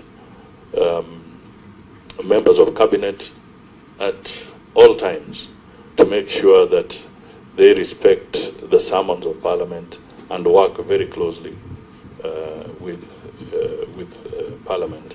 In fact, perhaps I can also take this opportunity to say, to appeal to the broader Parliament through this committee that perhaps as we amended, as we go to our 2010 Constitution, there was one very critical thing that we may have done in haste in those days, but perhaps through the appeal made by the President, and I join myself on that appeal, that it may be useful, that perhaps you can reflect on the standing orders to bring in even greater accountability from the executive on how they conduct their activities, so that the issues of policy and whatever can be answered ana kwa ana by some of these people if need be. So that is something that may be looked at. I would also just want to say that it may be also very useful, unless I'm mistaken, Mr. Chairman, but I was trying to look at why have we been seeing cases where legislation is collapsing a lot in court. And one of the things that has become a Waterloo for many pieces of legislation is the issue of public participation. It is a provision in the Constitution, but I would want to appeal to Parliament to give it more thought so that we can refine that area and figure out what is really public participation, what is adequate, what should be the parameters, because it's still vague. We are going by court rulings largely on this matter. I think some help from Parliament to refine this area might be very, very useful so that we can avoid too many delays of critical pieces of legislation as we go forward. I agree that we must continue looking at functions of government. There's wisdom always from a different perspective when creating the structures and functions of government. And all I can say now before this committee is that it's now going on record that there may be need going forward to review some of the functions and maybe where they are domiciled. I would not want to say that the Executive Order number 1 is cast in concrete. It is a living document that can be reviewed for further efficiency in government in some of the sector areas. I want to state that we must once again take Parliament very seriously. We must take the reports of the Auditor Generals very seriously. We must work in collaboration to help some of the critical independent institutions with the necessary resource. The Auditor General's office needs a lot of support. The budgetary allocation over the last few years has not been commensurate with the kind of tasks that they have. Just the way we saw that the judiciary needed more support, I think also institutions and offices like the Auditor General will need more support because their role of providing audits in a timely manner for all public entities, including county governments, is a very tall order. And they need to be resourced appropriately, financially, technologically, and even in terms of human resource. So these are critical areas. Kwa yale mambo ya agenda 4 zile kubwa, the big 4, kilimo, manufacturing, mambo ya afya na mambo ya kupeana makao ya kiheshima kwa Wakenya, mimi nitasema tu kwamba katika ile manifesto yetu ya Kenya Kwanza, hii agenda ambayo imetajwa hapa imenukuliwa kule ndani, iko kule ndani, na tutazidi kuangalia kwamba wakati pesa za kitaifa zinatengwa ama zitaelekezwa katika sekta hizi, ili tuwe na uwezo wa kuhakikisha kwamba tutatimiza yale ambayo tuliahidi wa Kenya. Nadhani nitakomea hapo kwa wakati huu. Thank you very much, Honorable Mudavadi. 3 minutes and final appeal to the committee in 3 minutes. My prayers are that you find me suitable to work with you and to work with other Kenyans in delivering service to the people of Kenya. I just want to emphasize that in my role, I want to have a very strong interface with the Parliament so that we can find common solutions. We are all there to help the people of Kenya, to serve them, and we cannot serve them by being isolated and living in silos. We must be able to cross the aisle and talk to each other. So this is what I would really want to encourage, and to say that I'll be ready and willing at all times to engage with you, either collectively, as in maybe in committees, or even individually as legislators, so that we can find solutions. The final thing I would urge is that we should also remind Kenyans that the challenge ahead of us is very, very serious. It's not a game of flattery to the Kenyan people. It's a question of being honest, being truthful, getting the right information to make decisions, so that we can restore, Mr. Chairman, let us restore trust in government. Let it not be a government of rumor mongering. This is what we want to try and avoid. We want to have an open government. We want to be able to have the facts on the table. Principles of accountability, transparency must be at the forefront of what we do. And also, when looking at the budgets, I would just help that plead with the Parliament that help us to eliminate something that I kept on calling in my campaigns as budgeted corruption. Budgeted corruption. This is something that we all need to fight and deal with. Up to this day, the person I'm going to meet at the railway station will still want to know why would a product cost 100 shillings in the kiosk, and when the government is procuring the same product, it costs 1,000. We must find a way of dealing with this issue. So I'm appealing to members of Parliament that as we go, let's work together, because the executive cannot find these solutions on its own. We have to work together. Asante sana. Thank you very much, Honorable Mudavadi.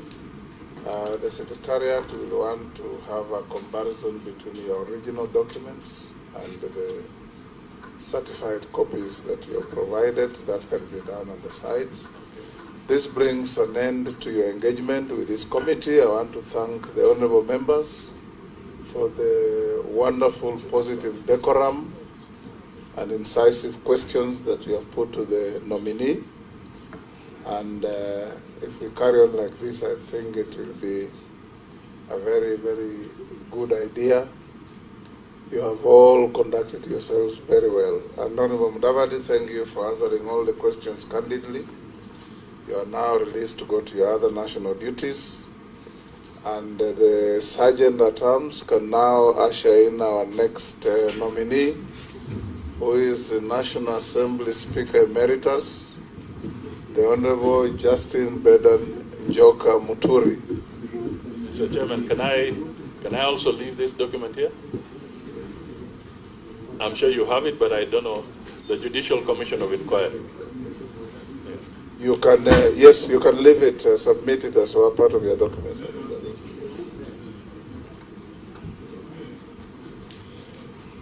Bring the Honorable Muturi in 5 minutes so that members who are walking out to ease themselves or to have a cup of tea can.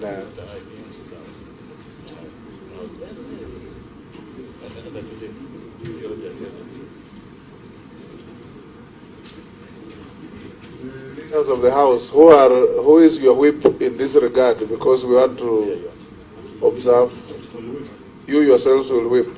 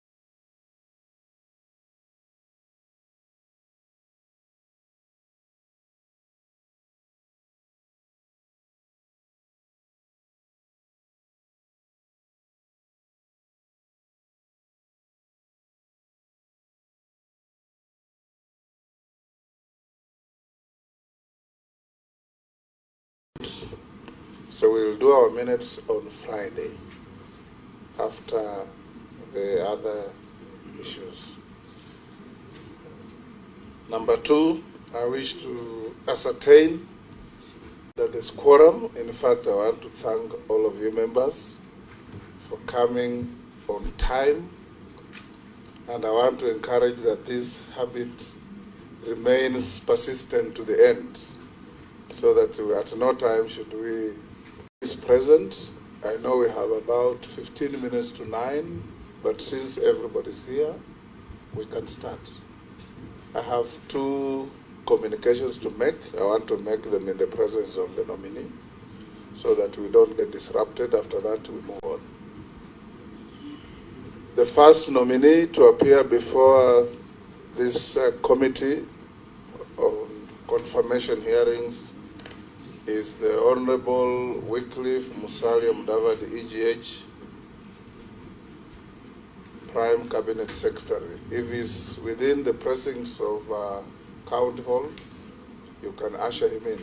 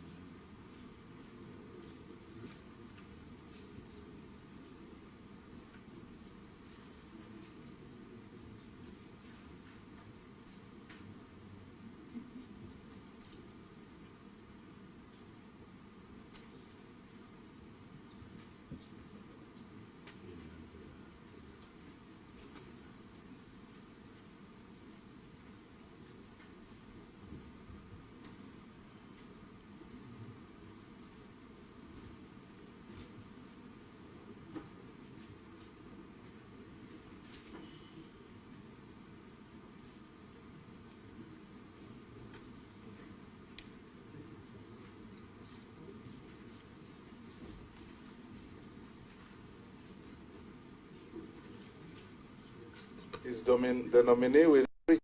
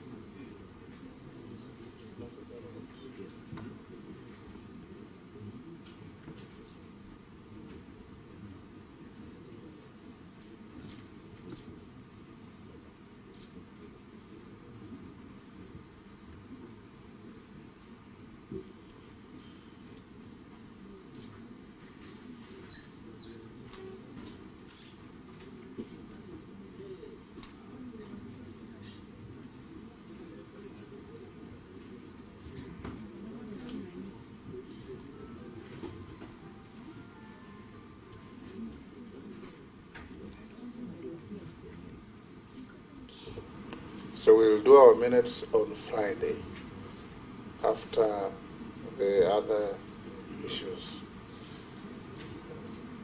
Number 2, I wish to ascertain that there's quorum. In fact, I want to thank all of you members for coming on time, and I want to encourage that this habit remains persistent to the end, so that at no time should we lack of quorum. And number 3, I think we all agree to our ground rules, which we will be able to abide by. So let me call the clerk to lead us in prayer, then we start the formal meeting. Let us pray. Almighty God, who in your wisdom and goodness have appointed the offices of leaders and parliaments for the welfare of society and the just government of the people, we beseech you to behold with your abundant favor us, your servants, whom you have been pleased to call to the performance of important trusts in this republic. Let your blessing descend upon us here assembled, and grant that we shall treat and consider all matters that shall come under our deliberation in so just and faithful a manner as to promote your honor and glory, and to advance the peace, prosperity, and the welfare of our country and of those whose interests you have committed to our charge. Amen. Amen. Can I have a proposal for adoption of agenda? Jeanette, seconder, Owen Bayer.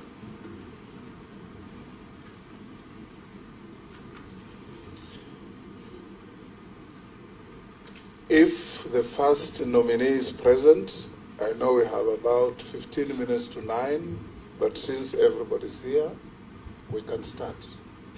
I have 2 communications to make. I want to make them in the presence of the nominee so that we don't get disrupted. After that, we move on.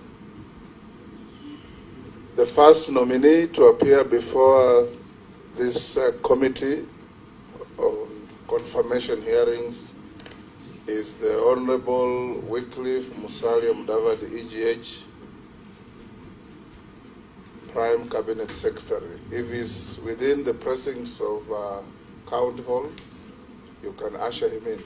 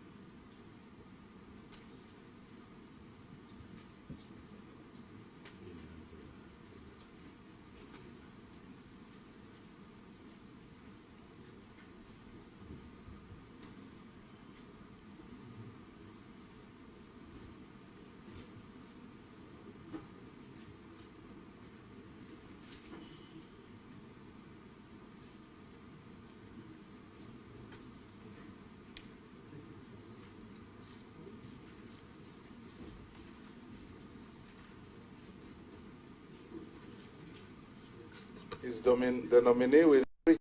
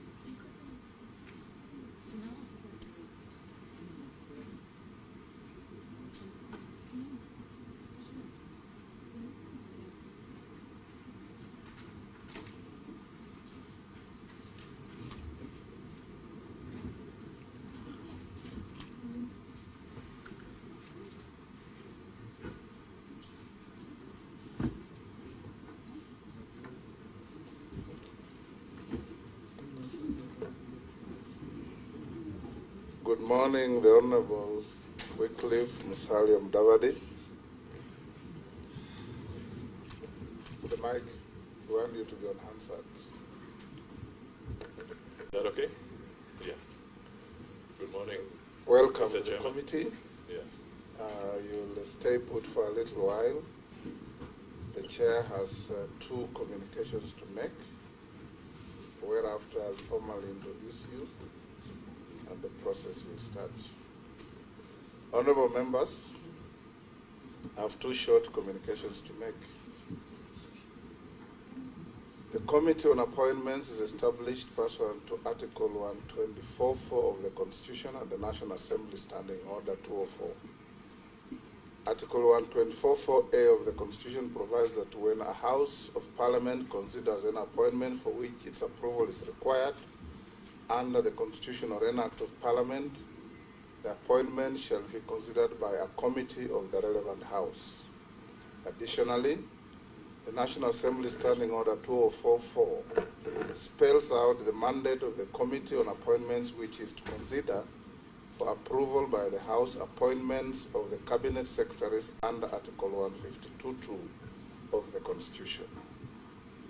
The procedure for conduct of approval hearings of constitutional appointments is provided for in the Public Appointments Parliamentary Approval Act No. 33 of 2011, hereinafter referred to as the Act.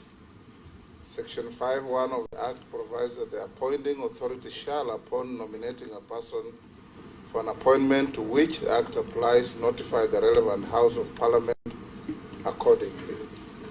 Pursuant to Section 5(1) of the Act, the House received a message from His Excellency the President nominating various persons for appointment to the offices of the Cabinet Secretaries, the Attorney General, and the Secretary to the Cabinet. Upon receipt of the message, the Speaker notified the House of the message from the President in communication dated 6 October 2022 and guided that the Committee on Appointments does proceed to conduct the vetting exercise and approval hearings as required under Article 124(4)(a) of the Constitution. Article 118 of the Constitution provides that Parliament shall facilitate public participation and involvement in the legislative business and other business of Parliament and its committees. Section 6(4) of the Act further provides that the clerk shall notify the public of the time and place for holding an approval hearing at least 7 days prior to the hearing. In this regard, the clerk did publish an advert in the local dailies and notify the public of the time and place for holding the approval hearings of the nominees in accordance with the requirements of Article 118 of the Constitution and Section 6(4) of the Act. Section 6(9) of the Act provides that any person may, prior to the approval hearing and by written statement on oath, provide the clerk with evidence contesting the suitability of a candidate to hold the office to which the candidate has been nominated. To this end, and in accordance with the requirements of Section 6(9) of the Act, the clerk, via an advertisement published on 7th October 2022 in various local dailies, did invite the public to submit memoranda contesting the suitability of any of the persons nominated to the offices of the Cabinet Secretaries, Attorney General, and the Secretary to the Cabinet. By close of the date and time of receiving the memoranda from the public, the committee had received a total of 22 memoranda which the committee shall consider in seeking to determine the suitability of the respective nominees to hold office. Additionally, the clerk also wrote to the relevant bodies, this being the Ethics and Anti-Corruption Commission, the Higher Education Loans Board, the Kenya Revenue Authority, the Directorate of Criminal Investigations, and the Director of Public Prosecution, seeking the relevant information or any relevant information relating to the nominees. In conducting the approval hearings, which are scheduled to commence soon hereafter until Saturday, 22nd October 2022, the committee shall be guided by the provision of Section 6, 7, and 8 of the Act, which provide, and I quote, an approval hearing shall focus on a candidate's academic credentials, professional training and experience, personal integrity, and background. The criteria specified in the schedule shall be used by a committee during an approval hearing for the purposes of vetting a candidate. Additionally, Section 7 of the Act provides that the issues for consideration by the relevant House of Parliament in relation to any nomination shall be the procedure used to arrive at the nominee, any constitutional statutory requirements relating to the office in question, the suitability of the nominee for the appointment proposed having regard to whether the nominee's abilities, experience, and qualities meet the needs of the body to which nomination is being made. The parameters espoused in Section 6, 7, and 8 and Section 7 of the Act shall also form the basis through which the committee shall conduct the approval hearings. Upon conclusion of the approval hearings, the committee shall proceed to prepare a report for tabling in the House in accordance with the requirements of Section 8 of the Act. It is worth noting that Article 773, 2A and B of the Constitution provides that the guiding principles of leadership and integrity include a selection on the basis of personal integrity, competence and suitability, and objectivity and impartiality in decision making, and in ensuring that decisions are not influenced by nepotism, favoritism, other improper motives, or corrupt practices. Consequently, members, the committee is bound by the guiding principles of leadership and integrity and is required to conduct the approval hearings in accordance with the dictates of Article 73, 2A and B. Members, in your folders, you have been provided with the copies of the Constitution and the relevant Act, so you need reference that are available to you. Second short communication. Honorable members, you will recall that during our meeting held on Thursday, 13th October 2022, a question was raised by the Honorable P.O. Wandai, the leader of the minority party, on whether the position of the Cabinet Secretary is constitutional. As you may be aware, Article 152(1)(d) of the Constitution provides that the Cabinet consists of not fewer than 14 and not more than 22 Cabinet Secretaries. It is notable that in compliance with the provisions of Article 152(1)(d) of the Constitution, the President nominated 22 Cabinet Secretaries, among them being the Prime Cabinet Secretary. In this regard, the office of the Prime Cabinet Secretary finds its constitutional basis under Article 152(1)(d) of the Constitution, and the nominee, if approved, will be one of the Cabinet Secretaries. Further, it's worth noting that through the Executive Order Number 1 of 2022 on the organization of government, the President assigned specific roles to the office of the Prime Cabinet Secretary, which includes coordinating and supervision of the ministries and state departments. However, I note that the designation of the roles of a Cabinet Secretary does not change the nature of the position of a Cabinet Secretary as anchored under Article 152(1)(d) of the Constitution. I further note that the Article 152 of the Constitution does not prescribe the designation of the title or functions to be conferred to each Cabinet Secretary.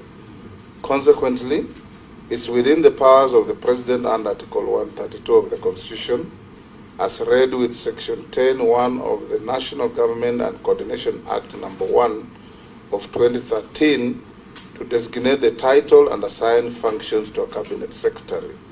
To this end, the designation of a Prime Cabinet Secretary is not inconsistent with any provision of the law or the Constitution, and therefore the designation is properly, legally, and constitutionally grounded.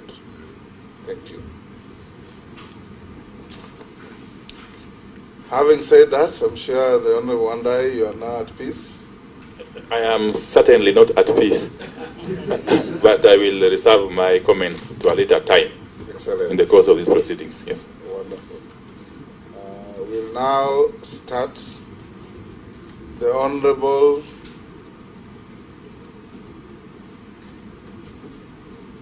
I now introduce to you the first nominee to appear before the committee, the Honorable Wycliffe Musalia Mudavadi, who is sitting before you. We'll introduce the members of the vetting committee, starting with the chairman, who is the Speaker of the National Assembly, Moses Masika Wetangula. I'll now invite the members to introduce themselves, starting with the leadership, sitting on my left. Thank you, Honorable Speaker. My name is Kimani Shongwa, Member of Parliament for Kikuyu, the Leader of Majority. My name is Opio Andai, MP for Ugunja. Thank you. My name is Honorable Junaid Mohammed, Member of Parliament for Suna East and Minority Region. Good morning, members. My name is Owen Baya, Member of Parliament for Kilifi North and Deputy Leader of Majority. Good morning. My name is Robert Mbui, Member of Parliament for Kaviani and the Deputy Leader of the Minority Party. Mheshimiwa Mukami. Good morning. My name is Rehab Mukami, County MP, Nyeri. Good morning. My name is Ferdinand Wanyonyi, Member of Parliament, Kwanza. Good morning. George Gitonga Murugara, MP Tharaka. Morning, Chair. Honorable David Kosing, MP Okosao. Good morning, Honorable Speaker. My name is Abdul Rahim Dawood, MP for North Imenti, Meru County. Good morning. My name is Honorable Mishimboko, MP Likoni Constituency, a member of this committee. Good morning. My name is Nelson Arab Koech, Member of Parliament, Belgut Constituency. Morning, Chair. My name is Caleb Amisi, MP Saboti. Morning, Dido Raso, MP Saku. Morning, Abdi Shurie, MP Malapala. Good morning, Mary Emase Otucho, MP Teso South. Good morning, MP Matungulu, Stephen Mule, a member of this committee. Good morning. I'm Gikaria David, a Member of Parliament, Nakuru Town East Constituency. Good morning, Naisula Lesuda, Member of Parliament, Samburu West Constituency. Thank you. We have our team from the Secretariat led by the Clerk of the National Assembly. I'll invite her to introduce her team. Thank you, Mr. Speaker. My name is Sarah Kyoko, the Acting Clerk of the National Assembly. I am accompanied by other members of staff led by Mrs. Florence Abonyo, who is the Director in the Directorate of Appropriation, Audit, Appropriation and other select committees, and the Deputy Director for Legal Services, Mr. Michael Karuru, and we have other members of staff with us. Thank you. Thank you. We'll now invite the nominee to take the oath that will be administered by one of our officers. It's either the Quran, the Bible, or affirmation.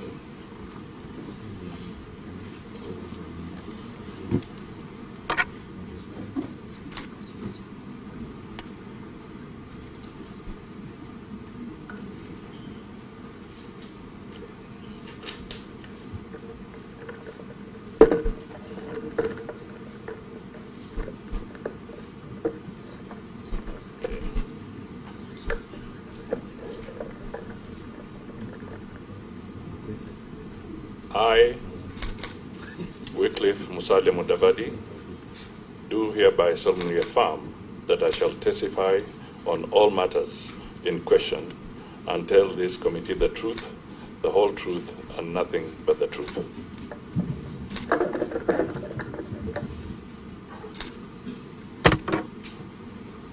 We'll now invite the nominee to present his documents to the Secretariat. There's a list that was sent out, and I can guide you, the Honorable Mudavadi. The first document is compliance with tax obligations from KRA.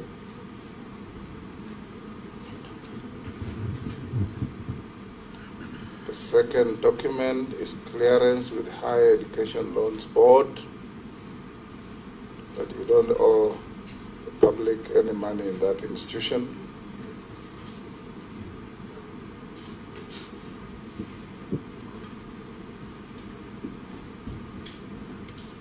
The third document is clearance with the Ethics and Anti-Corruption Commission, EFCC.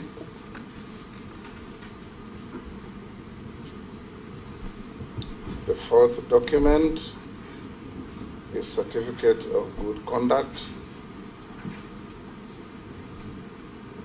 You've given them? Yes, I've given them. Okay. The fifth is a question to you. Have you ever been charged and convicted in a court of law for a criminal offense? No, Mr. Speaker. Third, have you ever been adversely mentioned in an investigative report of a parliamentary committee or commission, and if yes, do you have any details? To the best of my knowledge, nothing in the last few years. Are you a dual citizen of Kenya and any other country? No, I'm a Kenyan citizen.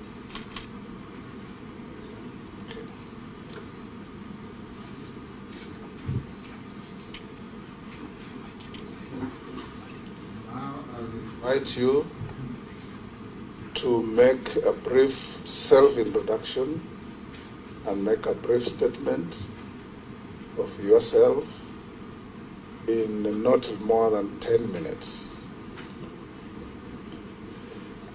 Thank you, Mr. Speaker, and also Chairman of the committee, and all honorable members of this distinguished committee.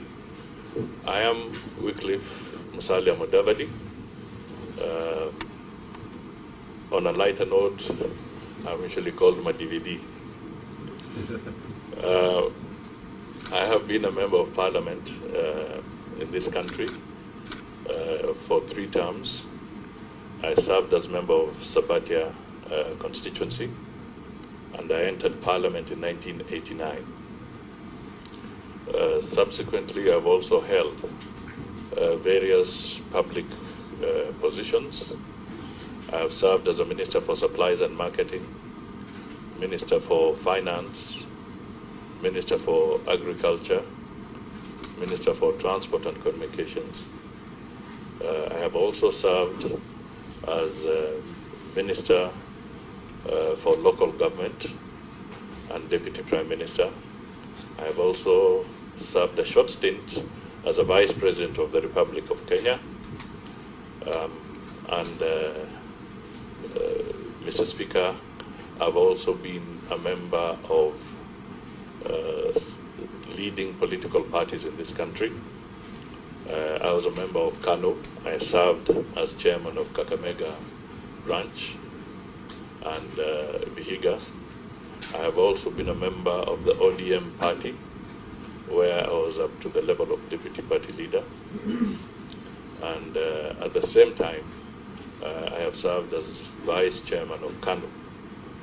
I've also been the party leader of the UDF party and the Mani National Congress, and now I am part of the Kenya Kwanza coalition. That is a profile, Mr. Speaker.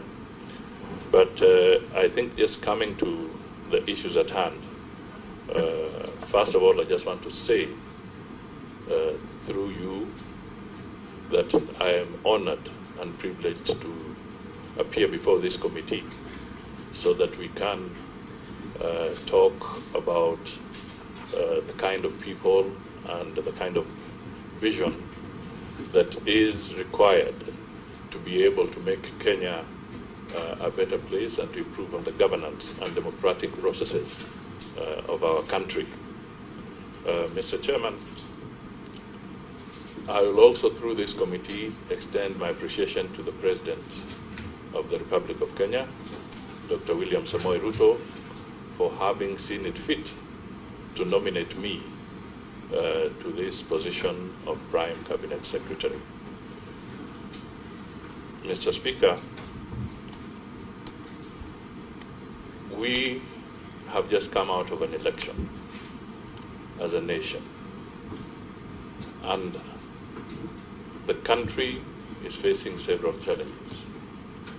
So I take this initial appearance as being very critical so that the country can exit from the election mode and start looking at serious service delivery to the people of Kenya.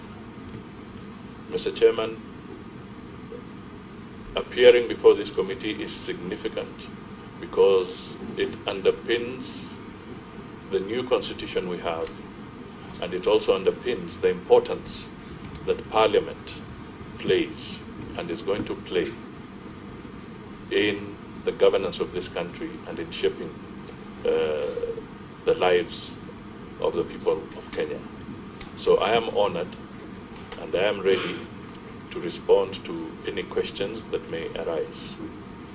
But I would also want at this early stage, Mr. Chairman, to also raise a few issues that may be of my personal integrity.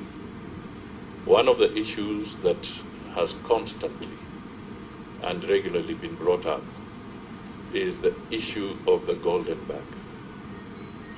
Mr. Speaker, I want to state here that at the age of 33, I was appointed to the Ministry of Finance. That is in 1993. That is when the golden bag saga had been in existence and was coming to its full-blown situation. This was really a scheme where the intention of government in terms of export compensation scheme went sour and it was misused, and it cost the country a lot of damage and expenses.